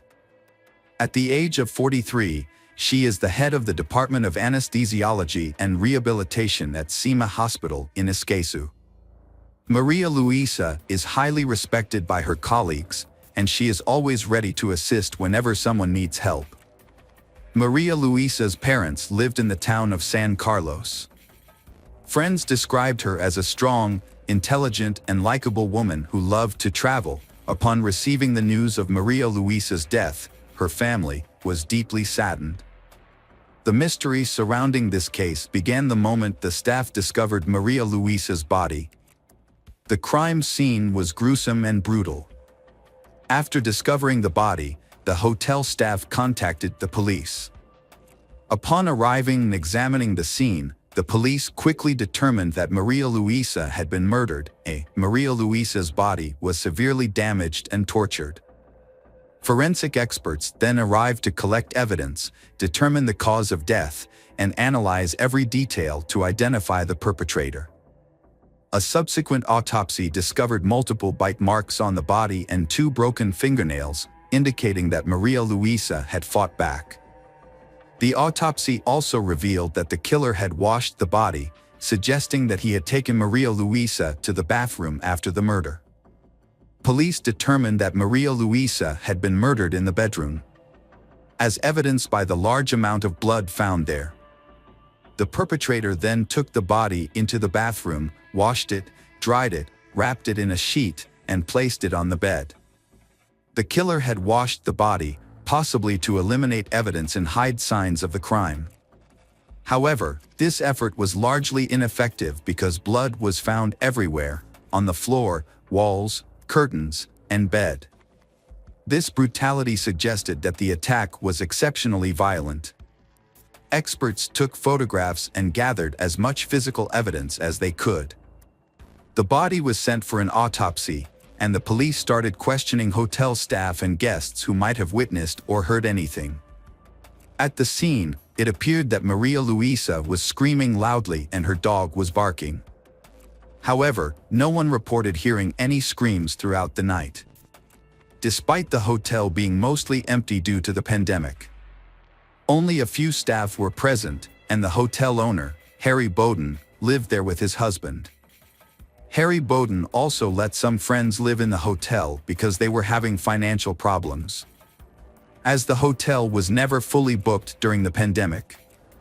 In Maria Luisa's room, a bottle of wine and 2 glasses ordered through room service were discovered. An inspection of her cell phone later revealed that she had sent a picture of the 2 glasses to a friend, but she did not mention being with anyone or waiting for someone in her room. When police interviewed Maria Luisa's friends and family to check for any enemies, they discovered that Maria Luisa always ordered 2 glasses, even when she was alone. She would pour alcohol into one glass and water into the other, indicating that she was by herself and not waiting for anyone. Police believe the attacker may have been someone who saw Maria Luisa at the hotel, noticed the back door open and took the opportunity to attack. However, the brutality of the case suggests that the killer must have had a deep hatred for Maria Luisa to have attacked her like that. This has left the police baffled. In this case, it appears that this was a murder committed by someone who knew Maria Luisa and intended to kill her. However, there is no evidence that Maria Luisa was with anyone or that she was seeing anyone. The autopsy results further revealed that Maria Luisa had been abused. She had signs of strangulation and marks on her cheeks, lips, arms, and chest. Since Maria Luisa did not scream, the police suspect that there were several people attacking her, rather than one person. Police believe that 2 people held Maria Luisa down while a 3rd person raped her. An analysis of Maria Luisa's body found no evidence of rope or restraints. Police also speculated that the attackers may have gagged Maria Luisa by stuffing something into her mouth, allowing them to carry out the attack undetected. It didn't take long for police to find their first suspect, a man who was staying at the hotel with several fresh injuries that looked like scrapes and bruises. The man was Herrera, who worked at a nightclub in the city and was staying at the hotel at the time of the murder. Herrera was arrested. His footprints were compared to those found at the murder scene, and 2 of them matched Herrera's footprints, which were found on the porcelain floor in front of the bed in the bedroom. A second suspect, Luis Carlos Miranda, was arrested after a hotel security guard reported seeing him walking the hallways at night with suspect Herrera. After Herrera was taken into custody, Luis Carlos Miranda was questioned to determine if he was connected to the case. Dental tests were conducted, which revealed his dental records matched the bite marks found on Maria Luisa's body. Hotel staff reported that they saw Maria Luisa meet with Luis Carlos Miranda and Herrera on a few occasions, but these encounters were casual, with no indication that they knew each other well. They simply greeted each other and exchanged pleasantries. This casual interaction may have been due to the small number of guests in the hotel at the time. 2 friends, Luis Carlos Miranda and Herrera, were staying at the hotel due to financial difficulties during the pandemic. The hotel owner, Harry Bowden, had allowed them to live on his property. When the police discovered matching footprints and bite marks that implicated Luis Carlos Miranda and Herrera, they brought Harry Bowden in for questioning.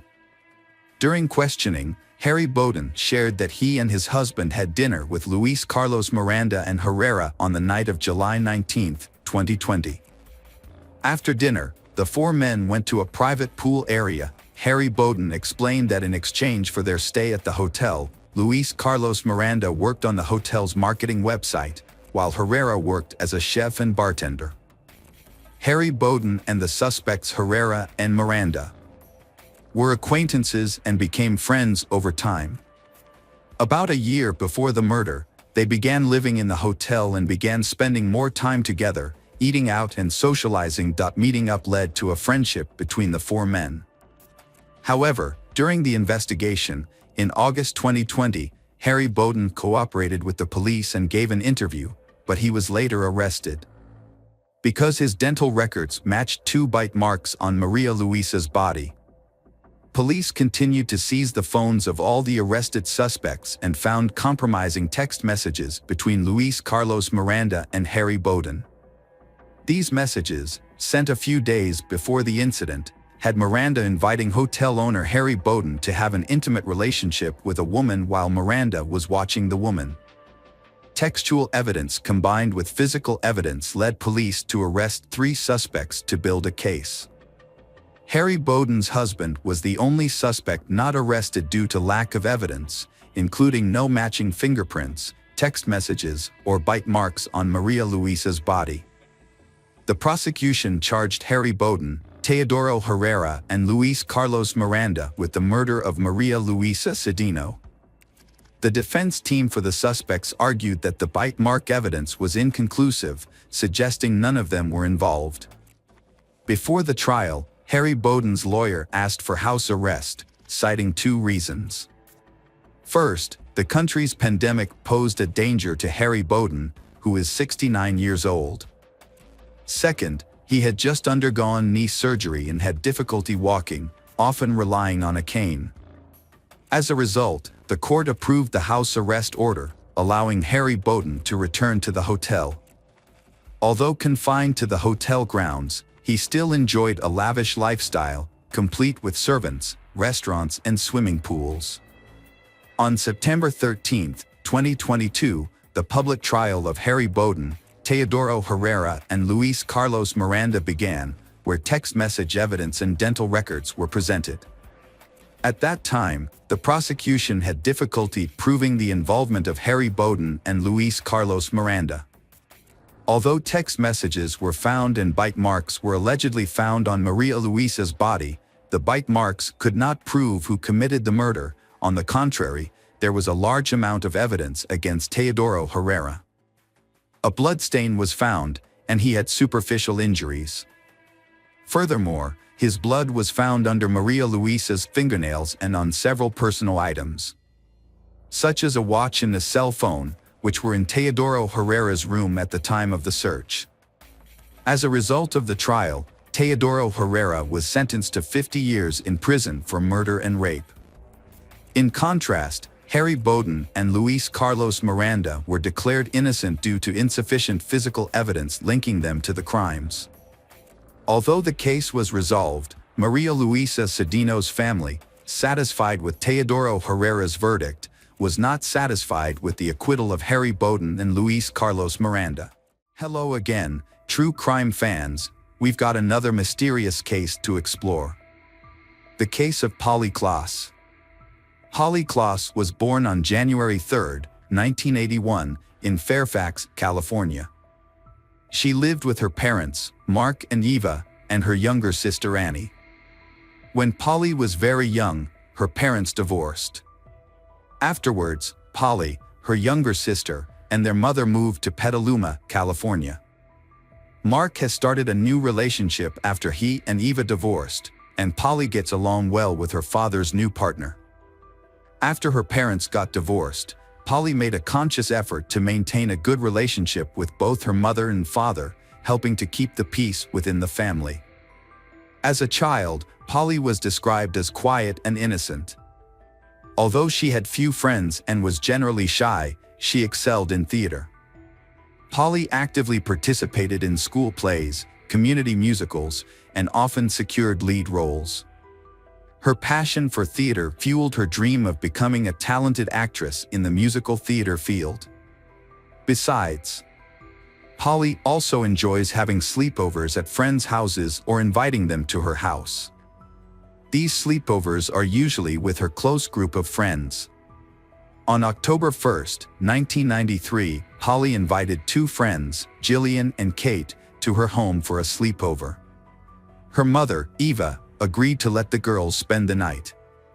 That evening, the three girls had dinner and spent the first few hours together without incident. When Eva started feeling unwell with a bad headache, she decided to go to bed around 9:45 p.m. and asked the girls to wake her if they needed anything. Eva later said she took 2 sleeping pills and fell asleep after 11 p.m. She was suddenly awakened by Jillian and Kate screaming. The girls frantically told Eva that Polly had been taken by a man who broke into the house. Eva immediately called the police and then checked on her other daughter, Annie.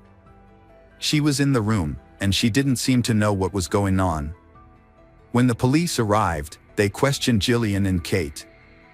According to the girls, they had been in Polly's room playing, trying on different costumes for Halloween. It was around 11 p.m. when Polly suggested it was bedtime, and her friends concurred. And when Polly went to get the inflatable bed from her mother, she met a man standing at the door. The man held a knife and was not wearing a mask. But since we're approaching Halloween, the girls initially thought it was a joke and started laughing. However, they quickly realized the situation was not a joke at all. A man forcefully entered a house and became enraged when the three girls inside began to laugh. In a fit of anger, he restrained Jillian and Kate by tying their hands and feet and then demanded to know who lived in the house. Each girl replied that it was Polly. The man then proceeded to cover Jillian and Kate's heads with pillowcases and instructed them to count to 1,000. He told them that he would temporarily take Polly away, but promised to return her shortly. However, once Jillian and Kate realized the man had left the house, they tried to free themselves, which took approximately half an hour. They left the room and immediately informed Eva that Polly was missing and that a man had taken her. They reported the incident to the police, providing a brief description of the man. This allowed the officers to create a sketch of the suspect to aid in the search. Unfortunately, there was limited evidence found at the scene. A few footprints were discovered, but they all belonged to Polly, Eva, Annie, or friends who had visited the house in the days leading up to the incident. Some fabric fibers found on the carpet in Polly's room were significantly different from those in the carpet at her home. Analysis revealed that they belonged to a car's carpet. Police searched cars belonging to people the family knew but found no match, leading them to believe the fibers came from the kidnapper's car. A palm print was also found, but it couldn't be matched to anyone in the databases at the time because fingerprinting and DNA technology weren't advanced enough. However, the print was saved for possible comparison to a suspect in the future. In addition to the fibers, a piece of fabric resembling silk was found in Polly's room. It appeared to have been cut from a garment with scissors and had a unique pattern. The police believed this could be a valuable piece of evidence in the future. A hair was also found, but its origin was unknown. The DNA technology weren't developed at the time prevented analysis, making it impossible to determine who the hair belonged to. The search for Polly was one of the largest in United States history at that time, with many volunteers joining in.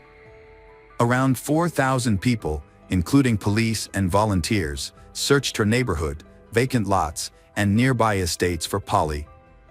The police attempted to find the driver who resembled the sketch, but were unsuccessful. Time was of the essence, as police hoped to find Polly within 24 hours of her disappearance, after which it would be highly unlikely to find her alive. The investigation was handed over to the FBI, who also actively worked to find Polly as soon as possible. However, as each day passes, the chances of finding her alive diminish. The police asked people who lived nearby if they saw or heard anything unusual on the night Polly was abducted. Several neighbors reported seeing a suspicious man wandering around the neighborhood. Although he looked unusual at the time, he did not cause any concern, so they did not contact the emergency services. It wasn't until police showed the neighbors the sketch of suspect, they realized it was the same person. To gather more information about Polly's disappearance, police interviewed every teacher and staff member at the school she attended. They focused on whether anyone knew the suspect or had any details about Polly's situation. However, none of them had any knowledge about the incident, and everyone had an alibi for the time of the incident. Additionally, none of the school staff matched the suspect's description. In their investigation, the police went as far as comparing fibers found at Polly's home with the car mats of the school staff's vehicles. But all of them do not coincide. With each passing day, the sense of desperation among the family, the authorities, and the public grew. They feared that the kidnapper posed a threat to society. This added to the urgency for the police to solve the case. A $200,000 reward was offered for any information that could help locate Polly. The reward was sponsored by actress Winona Ryder, who also held a press conference calling on the public to pray for Polly's safe return. Also, Polly's case happened in 1993, a time when the internet was still in its early stages of development. Law enforcement agencies, including the police and the FBI, were not yet familiar with using the internet to disseminate information or search for missing persons. 3 people from California took matters into their own hands and posted information about Polly on the internet. This included a picture of Polly, a sketch of her suspected kidnapper, and a reward advertisement for any useful clues. At the time, there was no social media. But the information still managed to spread and reach approximately 25 million people in the US. FBI investigators believe that social media can play a significant role in their investigation into Polly's disappearance. Although a large number of people are following the case online, but no clues from internet users could help solve the case. Nevertheless, the campaign has attracted a large number of volunteers, and several call centers have been set up to handle the volume of calls received each day. As a result, families of other missing children reached out to the Polly family for support, hoping to find their own children too. It had been weeks since Polly's abduction, and investigators were growing increasingly frustrated. They had no new leads and had yet to identify the kidnapper, making DNA comparisons impossible. Just when things seemed bleak, Polly's father, Mark, received a phone call from a girl claiming to be Polly. She explained that she was at a hotel and that her kidnapper had temporarily left her alone, allowing her to make the call. The girl then hung up, and Mark immediately informed the police. Unfortunately, the FBI did not have tools to trace the call at the time, so they had to wait for another call, in the hoping it would give them the opportunity to trace the kidnapper's location. A few hours later, the second call came. It was the same girl who had spoken to Mark earlier. The police were able to trace this call, but were surprised to find that it did not lead to a hotel, as the girl had claimed, but rather to a residential neighborhood. When officers arrived at the house from which the call was made, they discovered it was a prank call made by a teenage girl around the same age as Polly. The girl's voice was similar to Polly's, which was the reason behind the confusion. According to her, her friends had dared her to make the call. She wasn't arrested or taken to the police station, but her parents were asked to control her behavior and advise her against making such serious and false claims in the future. On November 28, 1993, about 2 months after Polly's disappearance, a woman contacted the police to report finding 3 suspicious items on her large plot of land. Upon further investigation by the police and FBI, they discovered 3 crucial pieces of evidence: a piece of silk identical to the one found in Polly's room, a pair of ballet ties that Eva reported missing on the night of Polly's disappearance, and duct tape. This led the police to speculate that Polly was likely in the area. The FBI uncovered more information that shed light on the case. On the day Polly went missing, the same woman had reported to the police that strangers had been frequently visiting her plot of land. The property didn't have a fence around it, despite signs indicating it was private. As a result, many strangers unknowingly trespassed on the land, with the owner often encountering intruders. However, one incident stood out, especially considering it occurred on the night Polly was abducted. On that evening, a man in a car drove onto the property, but his vehicle got stuck in the mud. The nanny, who looking after the homeowner's son, was the first to see the man but was too scared to approach him. The owner also chose not to approach the man due to a fierce look in his eyes, so they decided to call the police. When the officers arrived, they questioned the man, who claimed he was unaware he was on private property and promised to leave immediately. However, he asked for help pulling his car out of the mud. The police observed that the man was visibly nervous and sweating, appearing to be under the influence of a substance. But they were unable to administer a drug test and couldn't arrest him since he wasn't being violent. Finally, the policeman helped him get the car out of the mud, and the man drove away. The man's name was Richard Allen Davis, born in 1954 in San Francisco, California. Richard's childhood was marked by violence at the hands of his parents, particularly when he was 12 years old. This led to his parents' separation, and his mother completely disowned him, stating she wanted nothing to do with her son and leaving him in the care of his father. Richard's father was highly irresponsible, often leaving the house for extended periods of time, sometimes days, and leaving Richard alone. Richard sometimes stayed with neighbors or would seek out relatives. Richard started committing crimes when he was a teenager.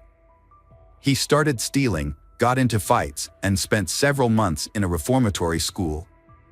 At the age of 17, he committed a violent robbery that almost resulted in the death of the victim. The judge offered Richard two options: reform school or joining the U.S. Army. Richard chose to join the Army, but he was unable to maintain good behavior. As a result, he was dishonorably discharged after serving for less than 2 years. When Richard was approximately 20 years old, he was convicted of robbery, kidnapping, and received a 15-year sentence. However, due to good behavior, he was paroled after serving just 1 year. During that time, Richard was haunted by another charge. Many of Richard's friends believed he had killed a 19-year-old woman named Marlene, despite the police determining she had left willingly. Marlene's close friends suspected Richard was the culprit responsible for her death the night they attended a party together. Nonetheless, these allegations remained unsubstantiated rumors at the time. Richard was in financial trouble, and as such, he did not have a permanent home, leaving it unknown where he actually lived. The police issued an internal warning to officers, advising them to exercise extreme caution when interacting with him. Fearing Richard might flee California or even the United States, the authorities chose not to share any information with the media. Richard was ultimately arrested on November 13, 1993. He was driving under the influence and was stopped by a police officer. A breathalyzer test was administered, which Richard failed. Richard matching the suspect's description in the Polly Klaas kidnapping case. The police carefully approached Richard and arrested him for violating his probation due to he had violated his alcohol level while driving. However, the real reason for the arrest was the kidnapping. At the police station, Richard's true identity was revealed, and he was informed that he was under arrest in connection with the Polly Klaas kidnapping case. During the interrogation, Richard initially denied the charges but ultimately confessed to the crime. Further evidence, including a palm print matching the one found at the scene and fabric fibers from his car's carpet matching those found Polly's house, supported Richard's guilt. When questioned, Polly Klaas' friends identified Richard as the kidnapper. Moreover, an identical piece of fabric was found in Richard's car and on piece of land of the woman who had called the police, providing additional evidence against him. The suspect eventually admitted to the crime after much evidence pointed to his guilt. Richard claimed that on the day of the incident, he had been using legal substances with friends and was not feeling well. Despite this, he decided to commit a burglary and drove to a neighborhood where he spotted a house with an open window. He climbed in through the window, searching for valuables, and was about to leave when he encountered Polly. She was extremely frightened, and Richard made the decision to abduct her. He put Polly in the back seat of his car and drove to a secluded area where he sexually assaulted her. After this, he got back in the driver's seat and continued driving.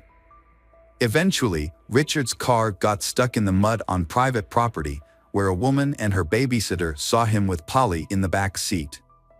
The police arrived to help him, pulling the car out of the mud. Tragically, after they assisted him, Richard drove away and strangled Polly to death. He later revealed to the police the location of her body and them to begin a search.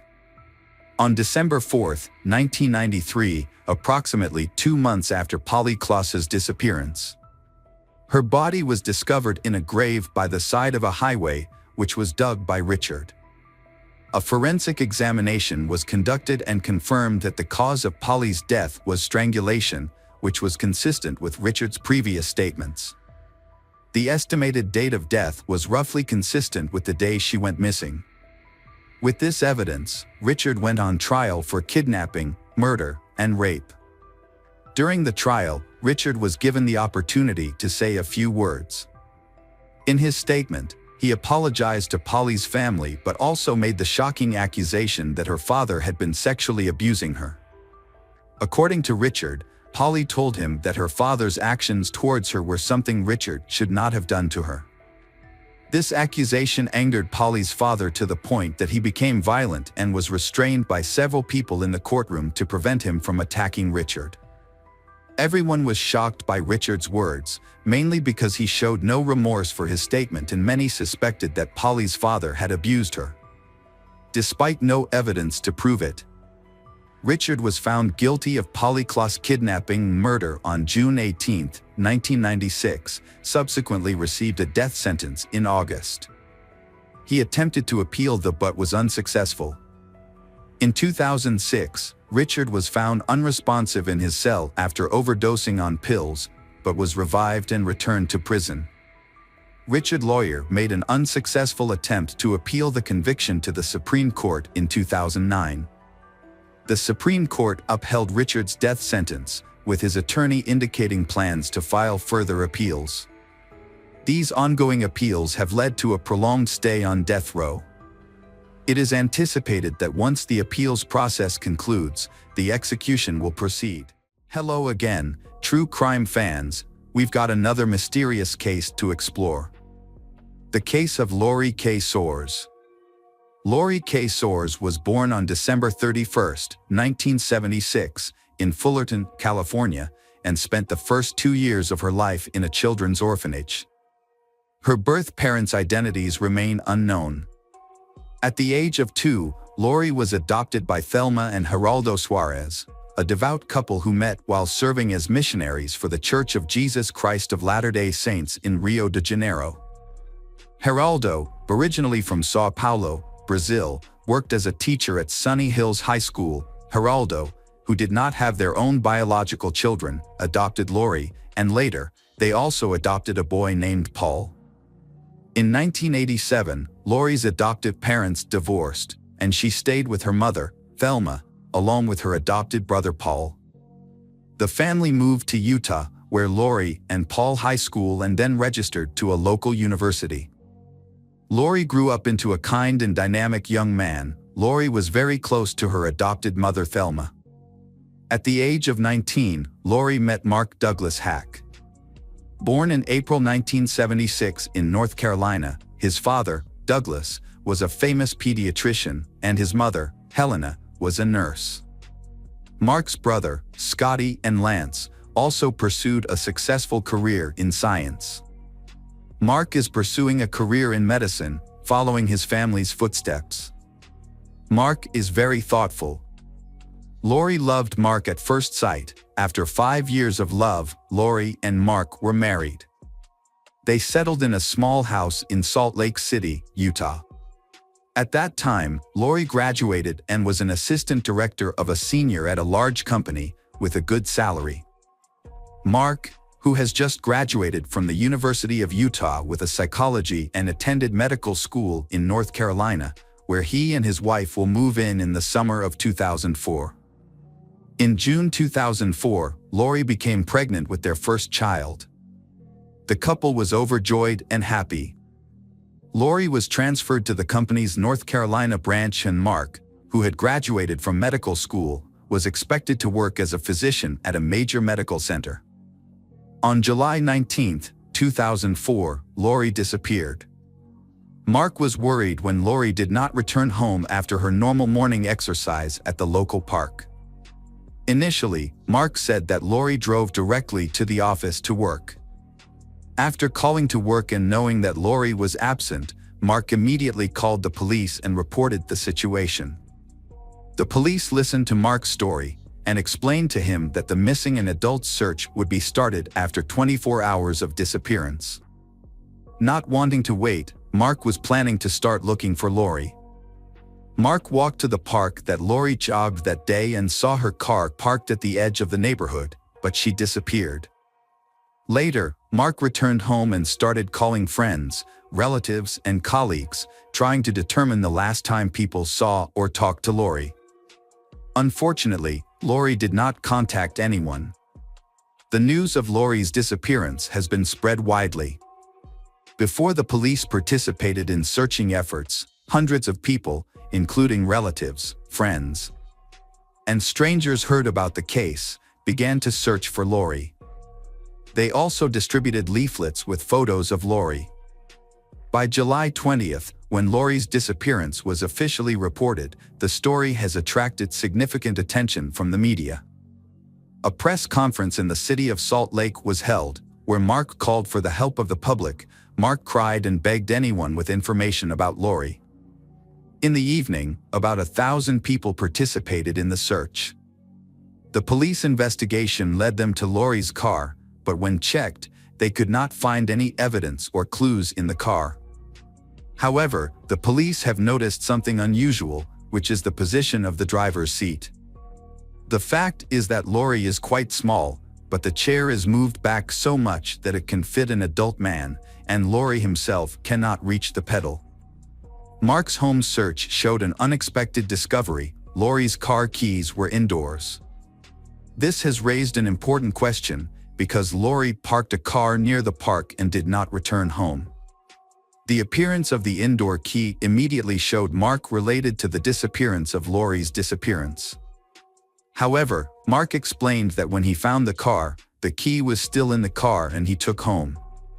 Although this new discovery was not enough to arrest Mark, Mark was listed by the police in the list of potential suspects in Lori's disappearance. One day after Lori was reported missing, the police received a report that Mark was seen running naked and not awake on the street, concerned about Mark's mental health. A medical group from a psychiatric clinic was sent to assess his situation, and many believed that the stress of his missing wife made Mark crazy. However, police suspected that Mark could be pretending to lose his mind to avoid responsibility.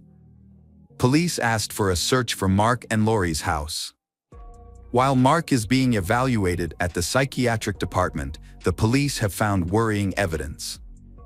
Evidence was discovered in the bedroom. The police found the blood stain was washed in Mark's bedroom, and the bloody bed sheet. At the same time, a completely new spring mattress lying on the bed, the receipt of buying the mattress found in the bedside cabinet. Considered by the date and time on the receipt, the mattress was bought on the morning of July 19th, according to Mark's words. At that time, Mark was going to the park to find his wife. In addition, under the closet, the police found a kitchen knife with dry blood stains. In the living room, police found an envelope. Inside the envelope is a letter written by Lori. In the letter, she made the decision to end their relationship due to Mark's unfaithfulness during the marriage, which made Lori lose faith in Mark. police concluded that Mark was really related to Lori's disappearance. Douglas Hacking, Mark's father, provided detailed information about the situation. Douglas said that Mark had never graduated from Utah University or became a psychologist granted a certificate. In fact, Mark was kicked out of university 2 years ago, right after getting married to Lori. However, he was afraid people would be disappointed, especially Lori, so Mark continued to deceive them by pretending to go to school, completing his homework and preparing to graduate. Mark said his father knew about a month before the tragedy occurred. Mark's father advised Mark to confess everything with Lori. But Mark continued to lie, saying that he was accepted to a prestigious medical school due to excellent academic achievements in psychology. Lori was still unaware of Mark's lie about his education. Lori and Mark had planned to move to another state to make Mark's schooling more convenient, and Lori had even started changing her job to accommodate Mark's schooling. However, Mark's father, Douglas, revealed everything to Lori, which shocked her. Lori's co-workers noticed that she had been crying for days, but Lori chose to confide in a close friend. The friend suggested that Lori write a letter expressing her pain and anxiety, and the letter was found by police in Mark's home. 6 days after Lori's disappearance, Mark was in a psychiatric hospital when he was visited by his 2 brothers on July 25th. During this visit, Mark unexpectedly confessed to his brothers that he was responsible for Lori's death, saying that he had shot her with a .22 caliber rifle. During a search of the dumpster, police recovered a cut mattress spring with blood and black hair, which police confirmed belonged to Lori. Mark told his 2 brothers that he had dumped Lori's body in the dumpster after packing it. Based on that clue, police worked with hundreds of volunteers to search the city's massive landfill with the help of sniffer dogs. However, due to Mark's unstable mental health, it is possible that his testimony was false. Although police suspect Mark killed his wife, his attorney asserted that this could not be proven until the body was found. However, on August 2nd, Mark was charged with first-degree murder and obstruction of justice, and was transferred to the prison's mental health facility. On August 9th, Lori was officially declared dead, and the search for her body became a top priority for the police. The work continued for 2 months, with searchers shoveling tons of trash from the city's landfill in search of Lori's body. On October 1st, 2004, Lori's remains were discovered at the landfill. That same day, a forensic examination confirmed that they were indeed those of Lori. According to the investigation, police said that since Lori discovered that Mark had lied to her throughout their marriage, he had not graduated and had not applied to medical school as he had said. On July 18th, Lori wrote a letter to Mark expressing her intention to divorce Mark because of his dishonesty. However, instead of agreeing to the divorce, Mark Hacking shot Lori to death while she was sleeping in bed at night. He used a rifle to commit the crime and then tried to cover his tracks, trying to make it appear that Lori had disappeared. Initially, the prosecution intended to seek the death penalty for Mark. However, Mark's unstable mental health led to the sentence being changed to life imprisonment. In April 2005, Mark, faced with overwhelming evidence and after consulting with a lawyer, finally confessed to the murder. However, Mark could not provide a clear motive for his actions. He broke down in tears, saying that Lori was the best thing that had ever happened to him and that he was disillusioned by losing her. According to his account, on the night of the murder, Mark lost control, grabbed a gun and shot Lori while she was sleeping. Mark attributed his mental instability to the pressure from his family to achieve high academic results and excel in all areas. After dropping out of college, he felt ashamed of not meeting other people's expectations. On June 6, 2005, Mark was convicted of first-degree murder and sentenced to life in prison, with the opportunity to apply for parole after 2035. All of Mark's appeals and those filed by his attorney were ultimately rejected. Welcome back, detectives. Let's dive into another horrible case. The case of Adrienne Jones. Adrienne Jessica Jones lived in Mansfield in 1995. At the age of 16, she made a strong impression on the surrounding community with her beauty. Adrienne was known for her hard work in school and her passion for sports, becoming a role model for many. In 1995, Adrienne was a junior at Mansfield High School. From the moment she started studying there, she quickly became a beloved figure. Her friends and teachers admired her kindness, intelligence, and positive spirit. Adrienne was an excellent and ambitious student. She took advanced classes and spent a lot of time studying every day. Her efforts were rewarded with high grades. After graduating from high school, Adrienne planned to become a veterinarian. In addition to her studies, Adrienne is also a talented athlete. She was a member of the women's soccer team and showed impressive skills. However, after an injury, she switched to the women's cross-country team. This shows Adrienne's perseverance and adaptability in both her studies and her sports. The decision to join the cross-country team helped Adrienne maintain an active lifestyle and improve her fitness. She accepted this new challenge and worked hard to improve her fitness. With her determination and dedication, Adrienne quickly became an important member of the team. In addition to her studies and sports activities, Adrienne also worked 20 hours a week at the fast food restaurant Golden Fried Chicken. She loved the attention, especially from teenage boys in Mansfield. A close friend described her as a flirt. Adrienne spent about 2 hours a day carefully applying makeup, always wanting to look perfect. Adrienne was a normal, well-behaved teenager who still tested her parents' boundaries. She had 2 younger brothers and was well protected by her parents. Due to the high crime rate in Mansfield, her parents imposed a curfew after 9 p.m. on weekends to ensure her safety. When Adrienne wanted to go out, such as to an amusement park or the movies, she had to notify her parents and show them her ticket as proof. To prevent her from sneaking out, her father even nailed her bedroom window shut. Although it was not frequent, there were a few times when Adrienne sneaked out in the middle of the night to meet up with friends. On Sunday, December 3, 1995, Adrienne was allowed by her parents to stay up late to talk on the phone with her boyfriend, Tracy Smith. Tracy was away on a family trip for the weekend, but Adrienne was desperate to get in touch with him. While they were talking, another call came in. Adrienne's mother heard her daughter was calling Tracy.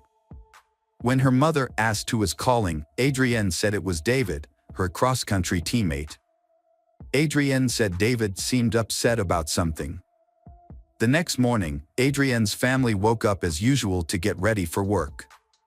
When Adrienne's alarm clock continued to ring in her room, her mother began to worry. She went to check on her and found that Adrienne was disappeared. Her bed was made as if no one had slept in it the night before.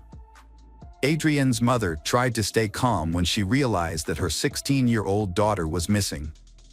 At first, she thought Adrienne might have gone for a morning jog, but she quickly dismissed the idea when she saw that her daughter's running shoes were still in her room. Although Adrienne sometimes snuck out in the middle of the night to meet friends, she had never stayed out all night like this. Concerned for their daughter's safety, Adrienne's parents called the police. However, they had no idea that miles away, a man had just made a horrifying discovery on his farm.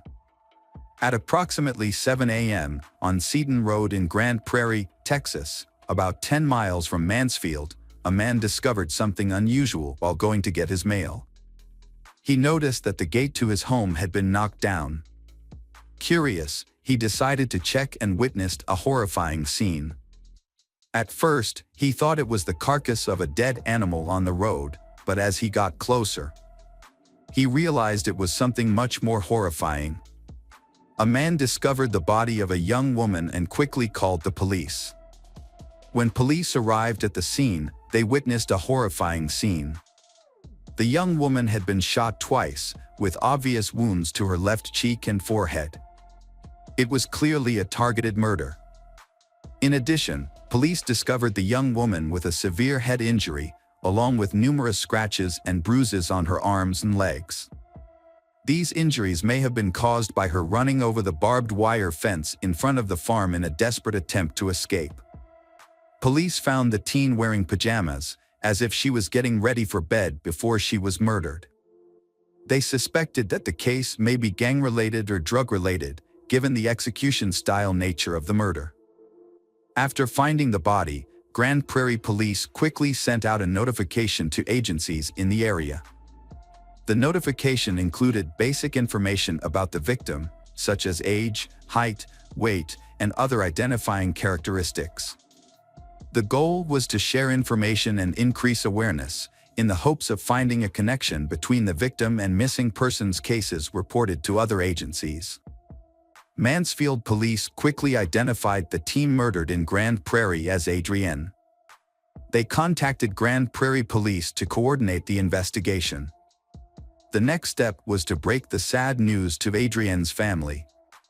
Upon hearing the news of her daughter's murder, Adrienne's mother was devastated. Since Mansfield is a small town, news of Adrienne's death quickly spread to Mansfield High School, where she attended. Adrienne's classmates and friends were devastated by the news. Many theories were put forward about the cause of her death, the most common of which was drug use. Some people were also concerned about the possibility of a serial killer on the loose in the community. Her mother reported a phone call between Adrienne and her boyfriend Tracy, and another teenager named David had called at the same time. According to her mother, one of Adrienne's younger brothers heard the sound of a car engine outside the house sometime after midnight. When he looked out, he saw a pickup truck driving away. Police was trying to identify David, who had been in contact with Adrienne on the night of her murder. To gather more information, they approached Adrienne's cross-country coach. The coach said that there was a member of the team named David Graham. However, the coach was surprised to hear that David had called Adrienne, as there had been no previous indication that the two had a relationship. David Graham was a typical American teenager. At the age of 7, after seeing an air show, David decided to become an Air Force pilot and told his father about his dream. Since then, he has worked hard to make his dream come true. At Mansfield High School, David was a popular and well-liked student. He had a natural charm and was always cheerful. Although many girls were interested in him, it was Diane Michelle Zamora, a senior, who pursued David. Diane stood out from the crowd because she shared David's desire to join the military and was actively pursuing her goal. After Adrienne was murdered, the police interviewed David Graham.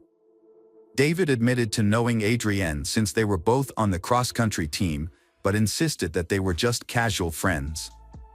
The police asked David if he had been in contact with Adrienne the night she was murdered. David denied it completely, saying that he had been home studying with his girlfriend Diane Zamora that night. The police thoroughly investigated David as a suspect in Adrienne's murder. They contacted Adrienne's friends to find out more information. One of Adrienne's closest friends said that she knew all of Adrienne's secrets, but had never heard Adrienne mention David. Furthermore, when the police checked Adrienne's phone contacts, they did not find David's phone number. This discovery further confirmed that David had nothing to do with Adrienne's murder. So the police eliminated David from the list of suspects. They turned their attention to Tracy Smith, Adrienne's boyfriend. However, the police quickly established that Tracy had a solid alibi. On the night of the murder, he was out of town with his family. In addition, Tracy voluntarily took and passed a lie detector test. This evidence further proved Tracy's innocence in the case. During his interview with the police, Tracy Smith provided important information about Adrienne's murder. He said that on the night of the murder, while talking to Adrienne on the phone, she had told him that someone named Brian had called. Based on this statement, the police investigated and identified Brian as a local teenager whose full name was Brian McMillan. The police believed that Brian might be involved in the case and needed to be further investigated. During the investigation, the police discovered important information about Brian McMillan. They learned that Brian had worked at a pharmacy near the restaurant where Adrienne worked. Brian had developed a crush on Adrienne and frequently visited the restaurant to peek at her. However, Adrienne felt uncomfortable with his constant presence. When the police interviewed Brian about Adrienne's murder, he initially denied any involvement with her. However, Brian later admitted that he knew Adrienne. The police questioned Brian about Adrienne's murder. Brian did not remember talking to Adrienne on the night of her murder. He admitted that he had been drinking that night because he was depressed and lonely. Brian also confessed that he had been at Adrienne's house on the night of the murder. At the end of the interview, the police wanted Brian to take a lie detector test, but Brian's father refused to do so for his son. A week after the police interview, Brian was arrested at home. The police thought carefully and decided to carry a weapon because they suspected Brian might have a gun. They wanted to ensure everyone's safety during the arrest. Brian was charged with Adrienne's murder. However, many of his friends spoke out in his support, describing him as a gentle person with no violent tendencies. This created a contradiction between the police's accusations and the comments of those who knew Brian. Brian's father confirmed that his son was home the night Adrienne was murdered. Brian was held in custody for 3 weeks, including Christmas and New Year's, pending further investigation and legal proceedings. During this time, the district attorney's office asked Brian to take a polygraph test, which he passed with flying colors. Due to the lack of evidence linking Brian to Adrienne's murder, the district attorney's office decided to release him. After 9 months of investigating Adrienne's murder, the Mansfield, Texas police made a major breakthrough. The information came from Annapolis, Maryland, where Diane was a student at the Naval Academy. According to reports from officers at the academy, Diane admitted to several classmates that she and her boyfriend David Graham had murdered a girl named Adrienne Jones while they were living in Mansfield, Texas. Police from Mansfield traveled to Annapolis, Maryland to question Diane shortly after receiving the information. During the interview, Diane denied all of her previous confessions. However, the Naval Academy decided to suspend her and send her home while the investigation was ongoing. After failing to get any information from Diane, the police traveled to Colorado Springs, Colorado, to interview David at the Air Force Academy. When questioned, David said he did not understand why Diane would make up the story about killing Adrienne. During the interview, David began to lose his temper and asked to write a statement. He wrote a 4.5-page confession letter detailing how he and his girlfriend Diane planned to kill Adrienne. In the letter, David recounted an incident that occurred in November 1995 when he offered to give Adrienne a ride home. On the way, they stopped in an elementary school parking lot and had sex. David felt extremely remorseful after cheating on his girlfriend Diane. He loved her very much and knew that his actions would hurt her deeply. One night, while the two were studying for the SATs together, they had an argument. Unable to bear the guilt any longer, David decided to confess. He sat down on a chair, sobbed, and admitted to Diane that he had been unfaithful. After David confessed to Diane that he had been unfaithful and had an affair with Adrienne, Diane felt extremely hurt and angry. David's betrayal had broken her heart. In a fit of rage, Diane argued and yelled at David. She even wished he were dead and felt deep hatred for Adrienne. Diane's emotions were so strong that it was difficult for her to understand and accept what had happened. Realizing the seriousness of the situation, David told Diane that he was willing to do anything to save their relationship. David revealed that he and Diane had decided that in order to save their love, they needed to kill someone.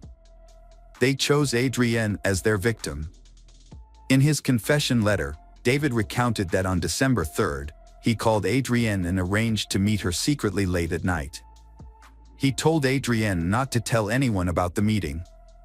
David had originally planned to meet Adrienne alone, kill her, and dump her body in a lake. However, at 2:30 a.m., David picked Adrienne up in his car, and Diane secretly accompanied him by hiding in the back seat. David drove to a remote location 10 miles from town. Here, he turned off the highway and onto a road called Satan Road. David stopped the car on the side of the road. Adrienne gently adjusted her sitting position, thinking that she and David were about to have a private moment. However, David had silently called Diane out of the trunk of the car.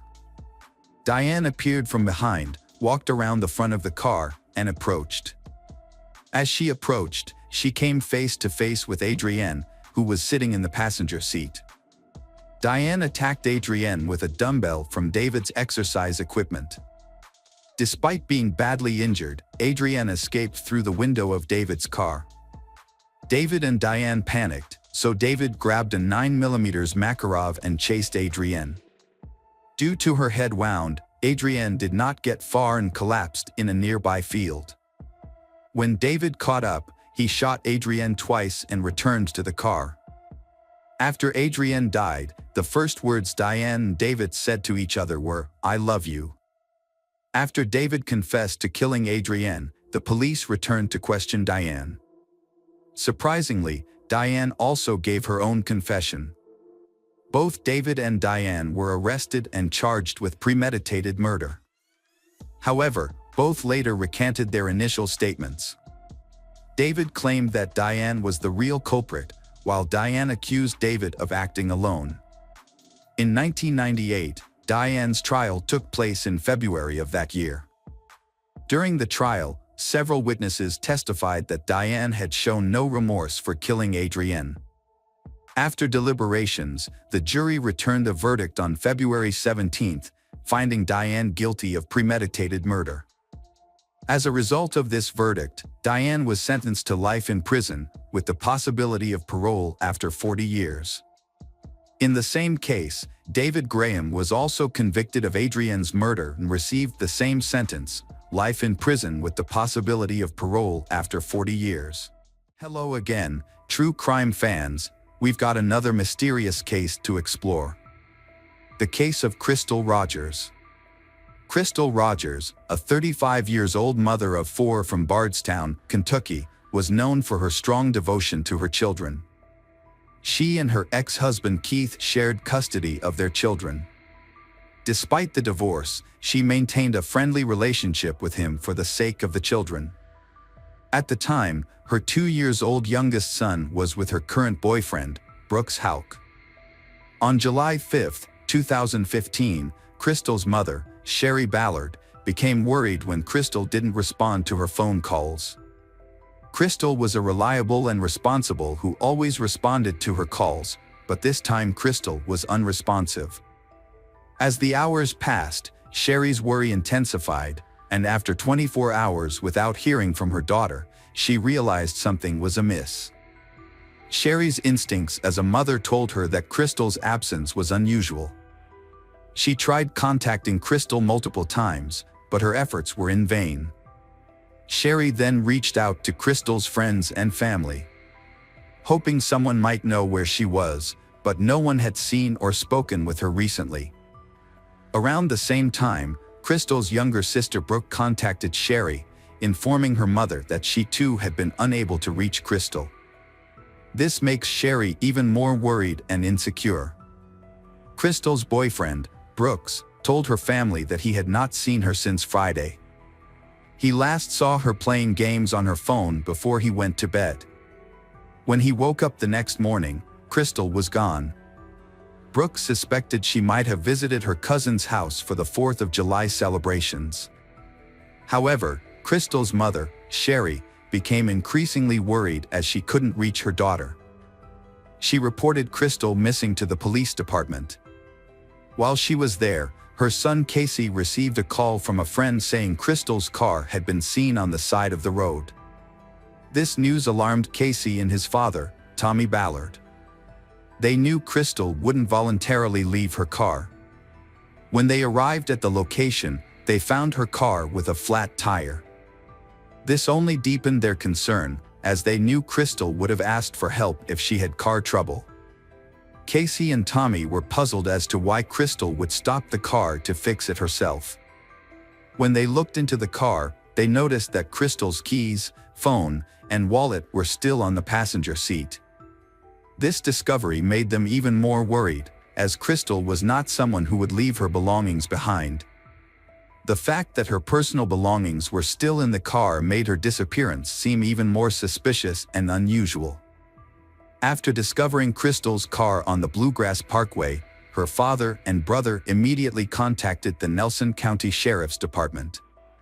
When investigators arrived at the scene, they found no signs of struggle, but one thing caught their attention: the driver's seat was positioned in a way that would have been uncomfortable for someone of Crystal's height, suggesting that someone else may have driven her car. The authorities continued to investigate and asked for help from potential witnesses. However, no one came forward with any useful information. The police then decided to use the media to appeal for public assistance in finding Crystal. They released her photo and asked for the public's help, but unfortunately, no one provided any significant leads. Tommy, Crystal's father, arranged search parties to find Crystal. The hot and humid weather made the searches challenging.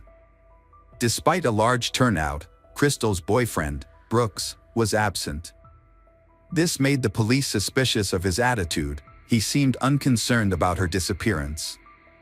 When questioned by detectives, Brooks provided an alibi, stating that Crystal and their young son had visited his family's farm the previous evening. They supposedly returned home around midnight, after which Brooks went to bed. He claimed Crystal stayed awake, engaged with her phone, playing games, as was her habit. In the morning, at 7 a.m., Brooks said their son was in bed with him, but Crystal was gone. Crystal's family initially suspected she might have gone out with her cousin. But those close to her dismissed this idea since she would never leave her 2-year-old son behind. Crystal's younger sister, Brooke, believed Crystal was planning to leave her partner, Brooks. According to Brooke, this was because Brooks had been dishonest with Crystal and lack of emotional attachment. Crystal told her mother, Sherry, that she wanted to leave Brooks. She said one of the main reasons was his controlling behavior towards her. Casey, Crystal's brother, had recently witnessed tension between Brooks and Crystal, including several heated arguments. The police asked Brooks to come in for questioning and take a polygraph test, but the results are not clear. Afterward, Brooks participated in a formal interview with the police. Detectives obtained video footage confirming details of Brooks' story. A video showed his truck entering the family farm, and later footage showed the vehicle leaving the property around midnight. However, because the windows of Brooks' truck were dark, police were unable to identify the occupants at the time.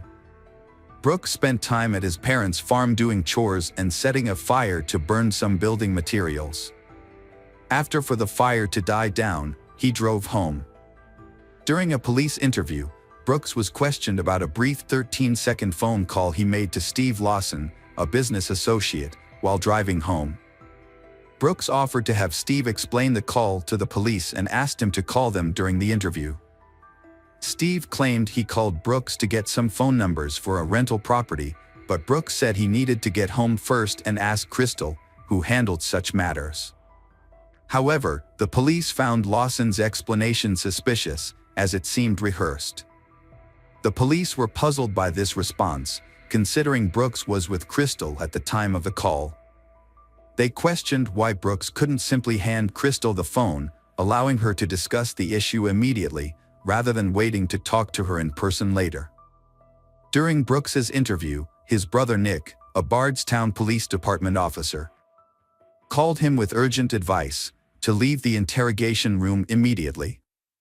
The police had doubts about their initial theory that Crystal had abandoned her car on the side of the Bluegrass Parkway and ran away.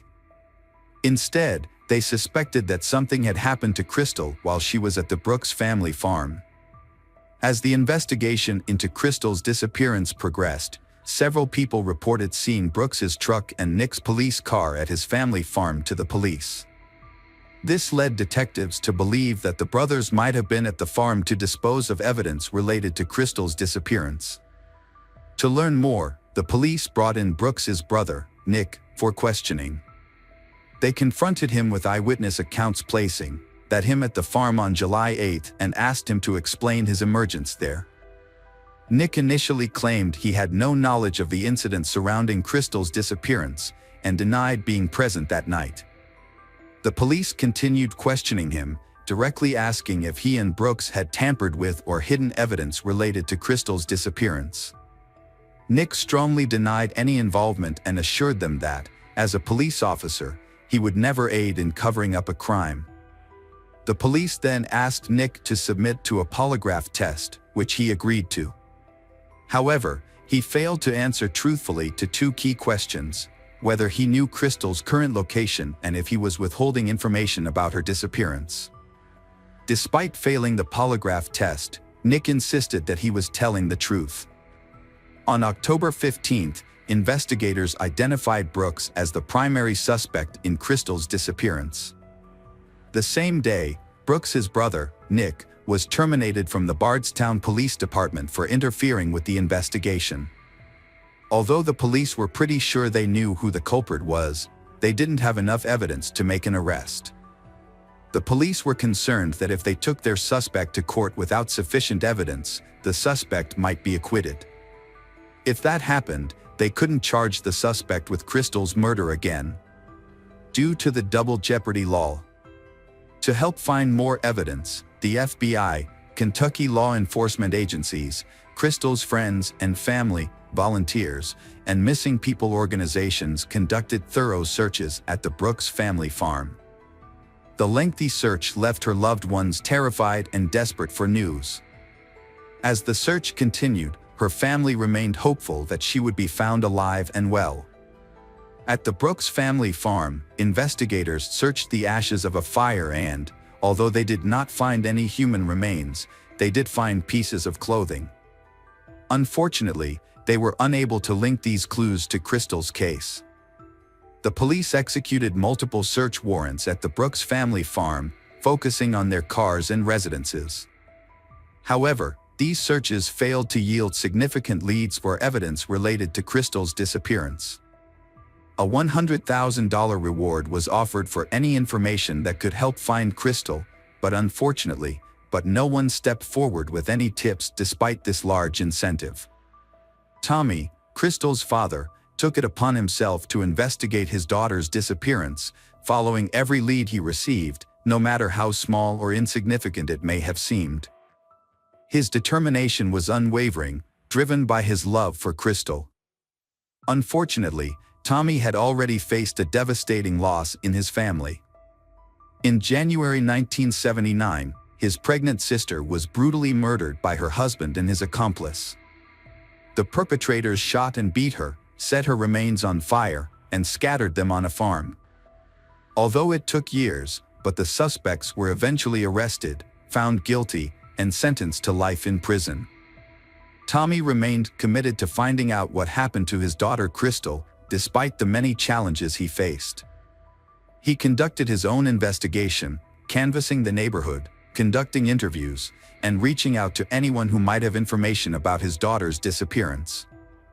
To aid in his search, Tommy also utilized his own savings to hire private investigators and cadaver dogs.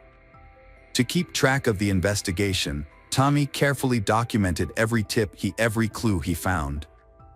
He worked with the police, sharing his discoveries and asking for their advice. November 2016, Tommy took his 11-year-old grandson, Crystal's son, on a hunting trip on their property early in the morning.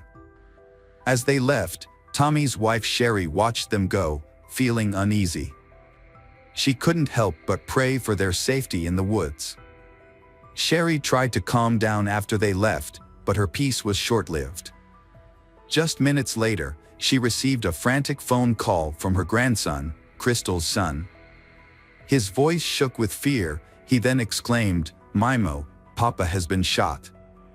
Sherry's world came crashing down. Her nephew's panicked voice on the phone told her something terrible had happened. She quickly threw on some clothes and rushed to call 911, and she reassured her distressed grandson that help was on the way. Her mind was flooded with fears of what might have happened to her husband, Tommy. When Sherry arrived at the scene, she witnessed a horrifying sight: her husband lying on the ground, unresponsive. Distraught, she rushed to his side and tried to wake him up, hoping he would respond. But her efforts only revealed a grim truth: blood was pouring out of his nose. The officers and bystanders at the scene quickly pulled her away so that the medical team could try to save him, but it was too late. Tommy was pronounced dead.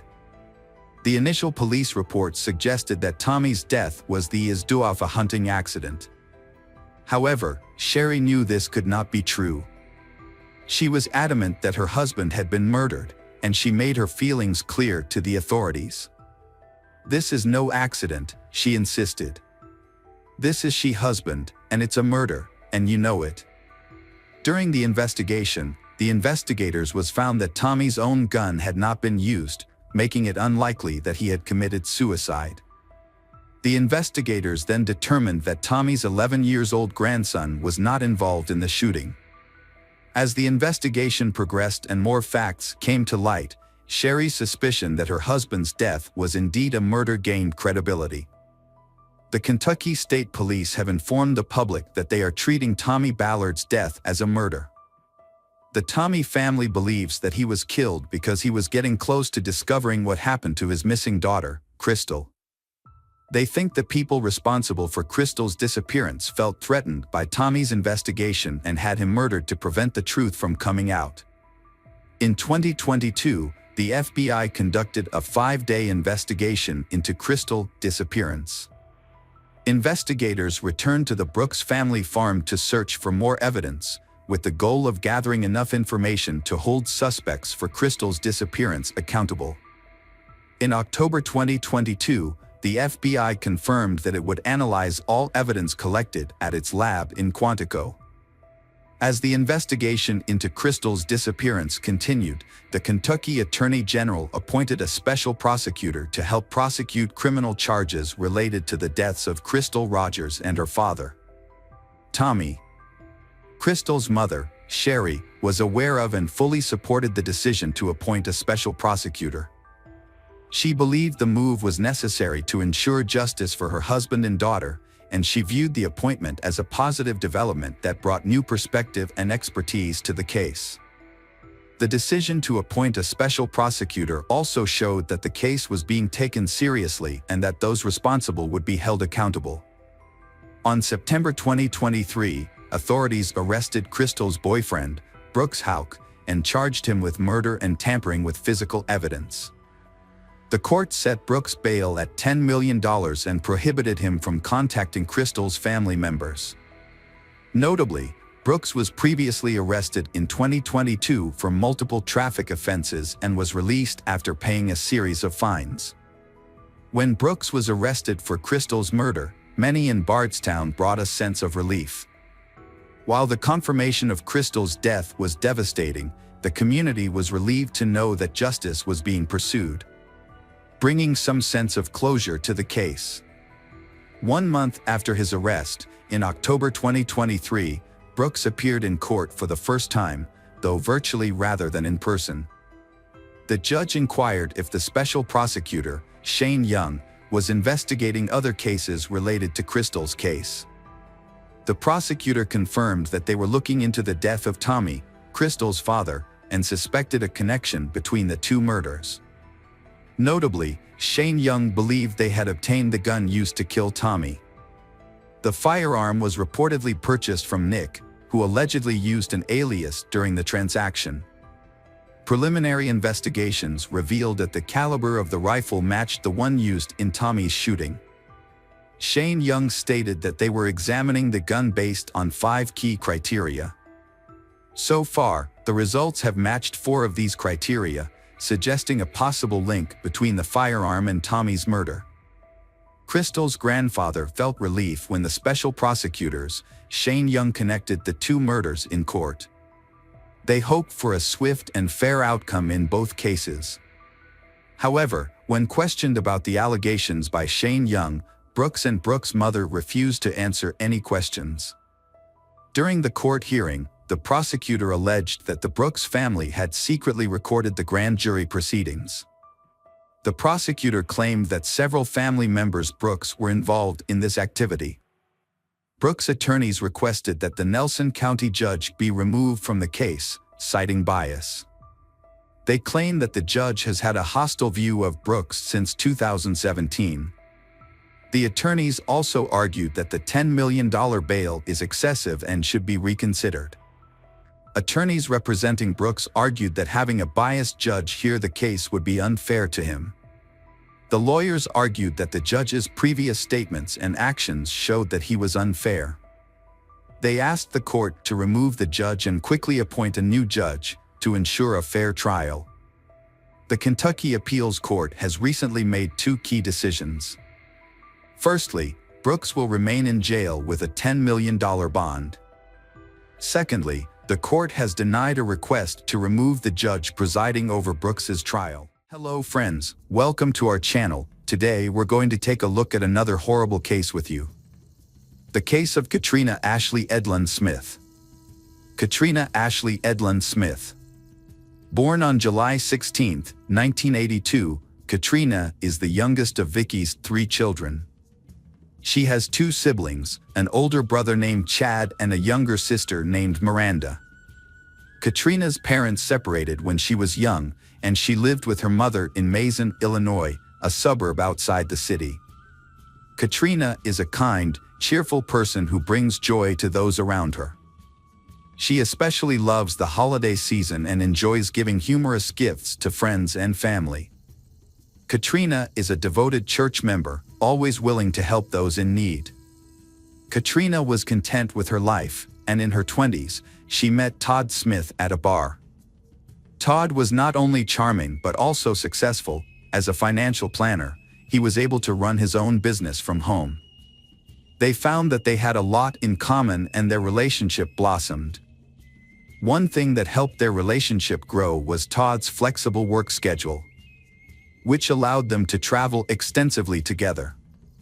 After 3 years of dating, Todd proposed to Katrina, and she happily accepted. The couple began planning their wedding, deciding to have an intimate ceremony at a local park.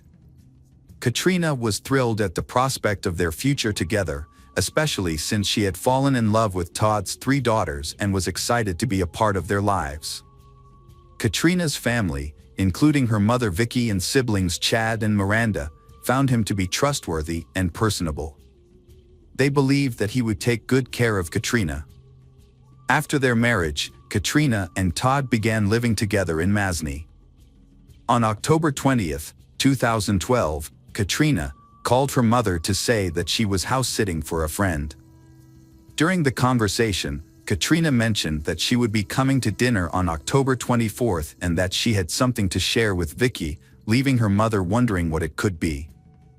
Before the conversation ended, Vicky promised to make Katrina's favorite meal: chicken and dumplings, a promise she never kept. On October 23rd, Todd Smith called 911, reporting that his wife Katrina had disappeared. He had been trying to reach her for hours without success. He told police that she was house-sitting for a friend and that the house was empty when he arrived. When Katrina's sister and brother, Miranda and Chad, learned of her disappearance, they were worried. Chad, who was training with the U.S. Army in Oklahoma, immediately flew to Illinois to help find his sister. That night, a resident called police about an abandoned car near Rock River. After investigating, the police determined that the car belonged to Katrina. They could not find any signs of a fight or anything else that would indicate that she was missing. Vicky's worst fears were confirmed when she learned that Katrina's daughter's car had been found abandoned in a ditch on the side of the road in an unfamiliar area. The situation seemed ominous, and Vicky could not shake the feeling that something terrible had happened to Katrina. If Katrina's car was in that area, then someone must have taken her and left the car there. After the discovery of the car, Katrina's case was officially declared a missing persons case and search efforts were intensified. At 11 p.m. on October 12, Todd was taken to the Winnebago County Sheriff's Department for questioning. During the interview, Todd told police that he last saw his wife, Katrina, on October 22. According to Todd, Katrina had come to their home for a short time to do laundry in preparation for a job interview the following day. While doing laundry, she went to the mall to buy groceries and returned home at 8:30 p.m. After returning home, she left again, as she was house-sitting for a friend, as she told Todd. After Katrina was reported missing, her husband Todd made a heartfelt public appeal, pleading for her safe return. Todd broke down in tears, begging anyone with information about Katrina's disappearance to come forward. Speaking to the media, he urged the public to share any information they had about her whereabouts. As the search for Katrina continued, police and volunteers formed search teams to comb the area. They focused their efforts near the park where Katrina's abandoned car was found, hoping to uncover evidence or clues. Upon arriving in Illinois after military training in Oklahoma, Katrina's brother Chad met a group of people at the park who were eager to help find Katrina. To facilitate the search effort, Chad used his military training to lead the volunteers. He carefully mapped the area, divided the volunteers into teams, and coordinated a thorough investigation. As part of this effort, police used trained dogs to join the search. Katrina's mother, Vicky, created missing person flyers and distributed them throughout town, placing them at gas stations, convenience stores, and lamp posts to notify as many people as possible of her daughter's disappearance. Despite her efforts, Vicky's emotional state due to grief and fear made it difficult for her to participate in the search. Chad, who had supported Todd throughout this time, encouraged him to focus on finding Katrina, reminding him that they needed to stay strong. Later, a police officer discovered several items near Katrina's abandoned car. These items included a wallet, a cell phone, and a towel that appeared to have been used to wipe up blood. It was clear that someone had thrown these items away when they left the car. At that point, the police suspected that something terrible had happened. The items discovered have been sent to the crime lab for further analysis, and police are anxiously awaiting the test results to shed further light on the investigation. During the investigation into Katrina's disappearance, police investigated her personal life for clues. They wanted to understand every aspect of her life by looking into her relationships, daily routine, and any potential involvement in activities such as gambling or drug use. To gather information, police interviewed Katrina's friends and family members. They all described Katrina as a kind and responsible person. Katrina's family and friends described her as a dedicated and hardworking person. They claimed that she never showed any signs of addiction or irresponsible behavior. Instead, they described her as a devoted wife and a woman of integrity.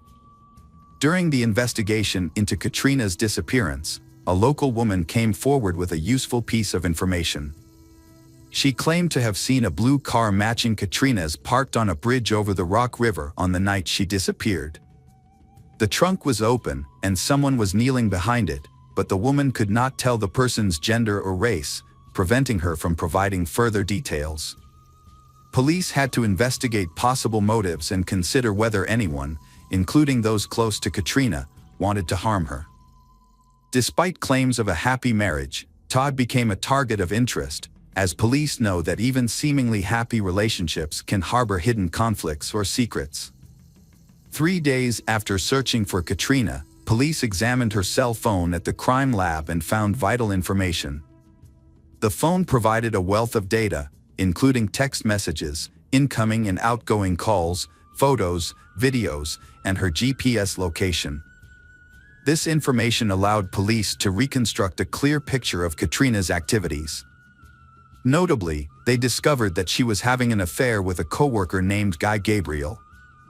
The relationship began when they met after work one evening, initially getting along well, it eventually developed into a romantic relationship. A police background check on Guy revealed a troubled past. It revealed a history of domestic violence, and the police suspected him of being involved in Katrina's disappearance.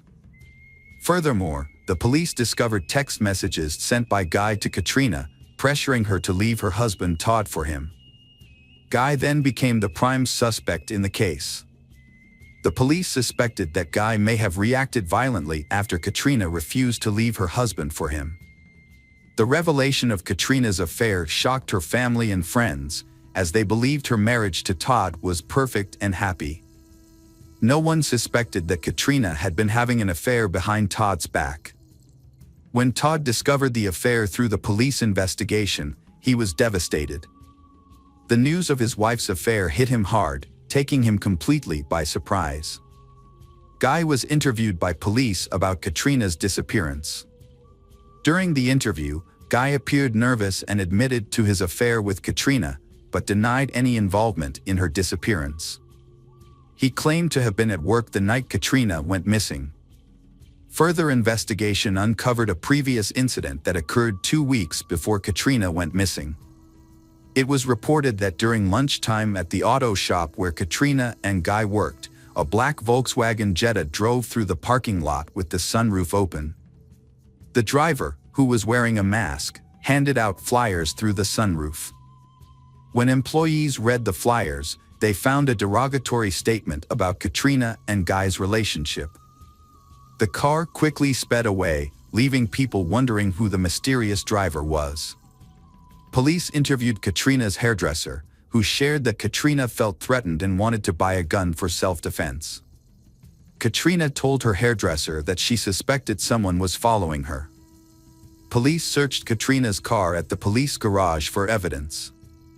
Using a chemical called luminol, which glows when it comes into contact with blood, they found a significant amount of blood in the trunk.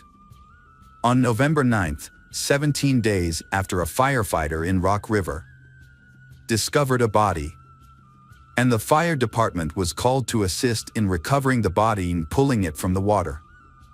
After it was pulled from the water, it was determined that the body was that of a woman. However, because the body was so badly decomposed, identification was difficult. It was unclear whether the body was Katrina's. The body was then taken to the medical examiner's office, where an autopsy was performed to determine the cause of death. To confirm the identity, dental records were sent to a county specialist for analysis. The expert then compared the dental features of the body with those in Katrina's records, confirming that the body was Katrina. Katrina's autopsy revealed that her cause of death was blunt force trauma to the head. When her family learned that her body had been discovered, they were devastated. The heartbreaking news left them reeling, and it was difficult to accept the full extent of what had happened. Katrina's mother, Vicky, found the news difficult to accept, and the thought of her daughter suffering such a violent end was almost unbearable. Although Guy Gabriel is no longer a suspect, police have sought his perspective on who may have harmed Katrina. Guy reveals that Katrina had mentioned divorce. He believes that Todd's controlling nature may have escalated and led to the tragedy. As police dig deeper into Katrina and Todd's marriage, some disturbing facts come to light. Katrina had told several people that she wanted a divorce from Todd. In addition, police discovered that Katrina had met with a divorce attorney just 1 day before her disappearance. Contrary to what Katrina claimed, she was not house-sitting at a friend's apartment, but had actually moved out after her split from Todd. Based on the information gathered and interviews conducted, police began to suspect that Todd was behind the mysterious incident at Katrina's workplace. Suspicions were heightened when police discovered that Todd had recently driven a car matching the make and color of the one involved in Katrina's murder, a black VW Jetta. Todd was believed to have been test driving the car at the time of the murder.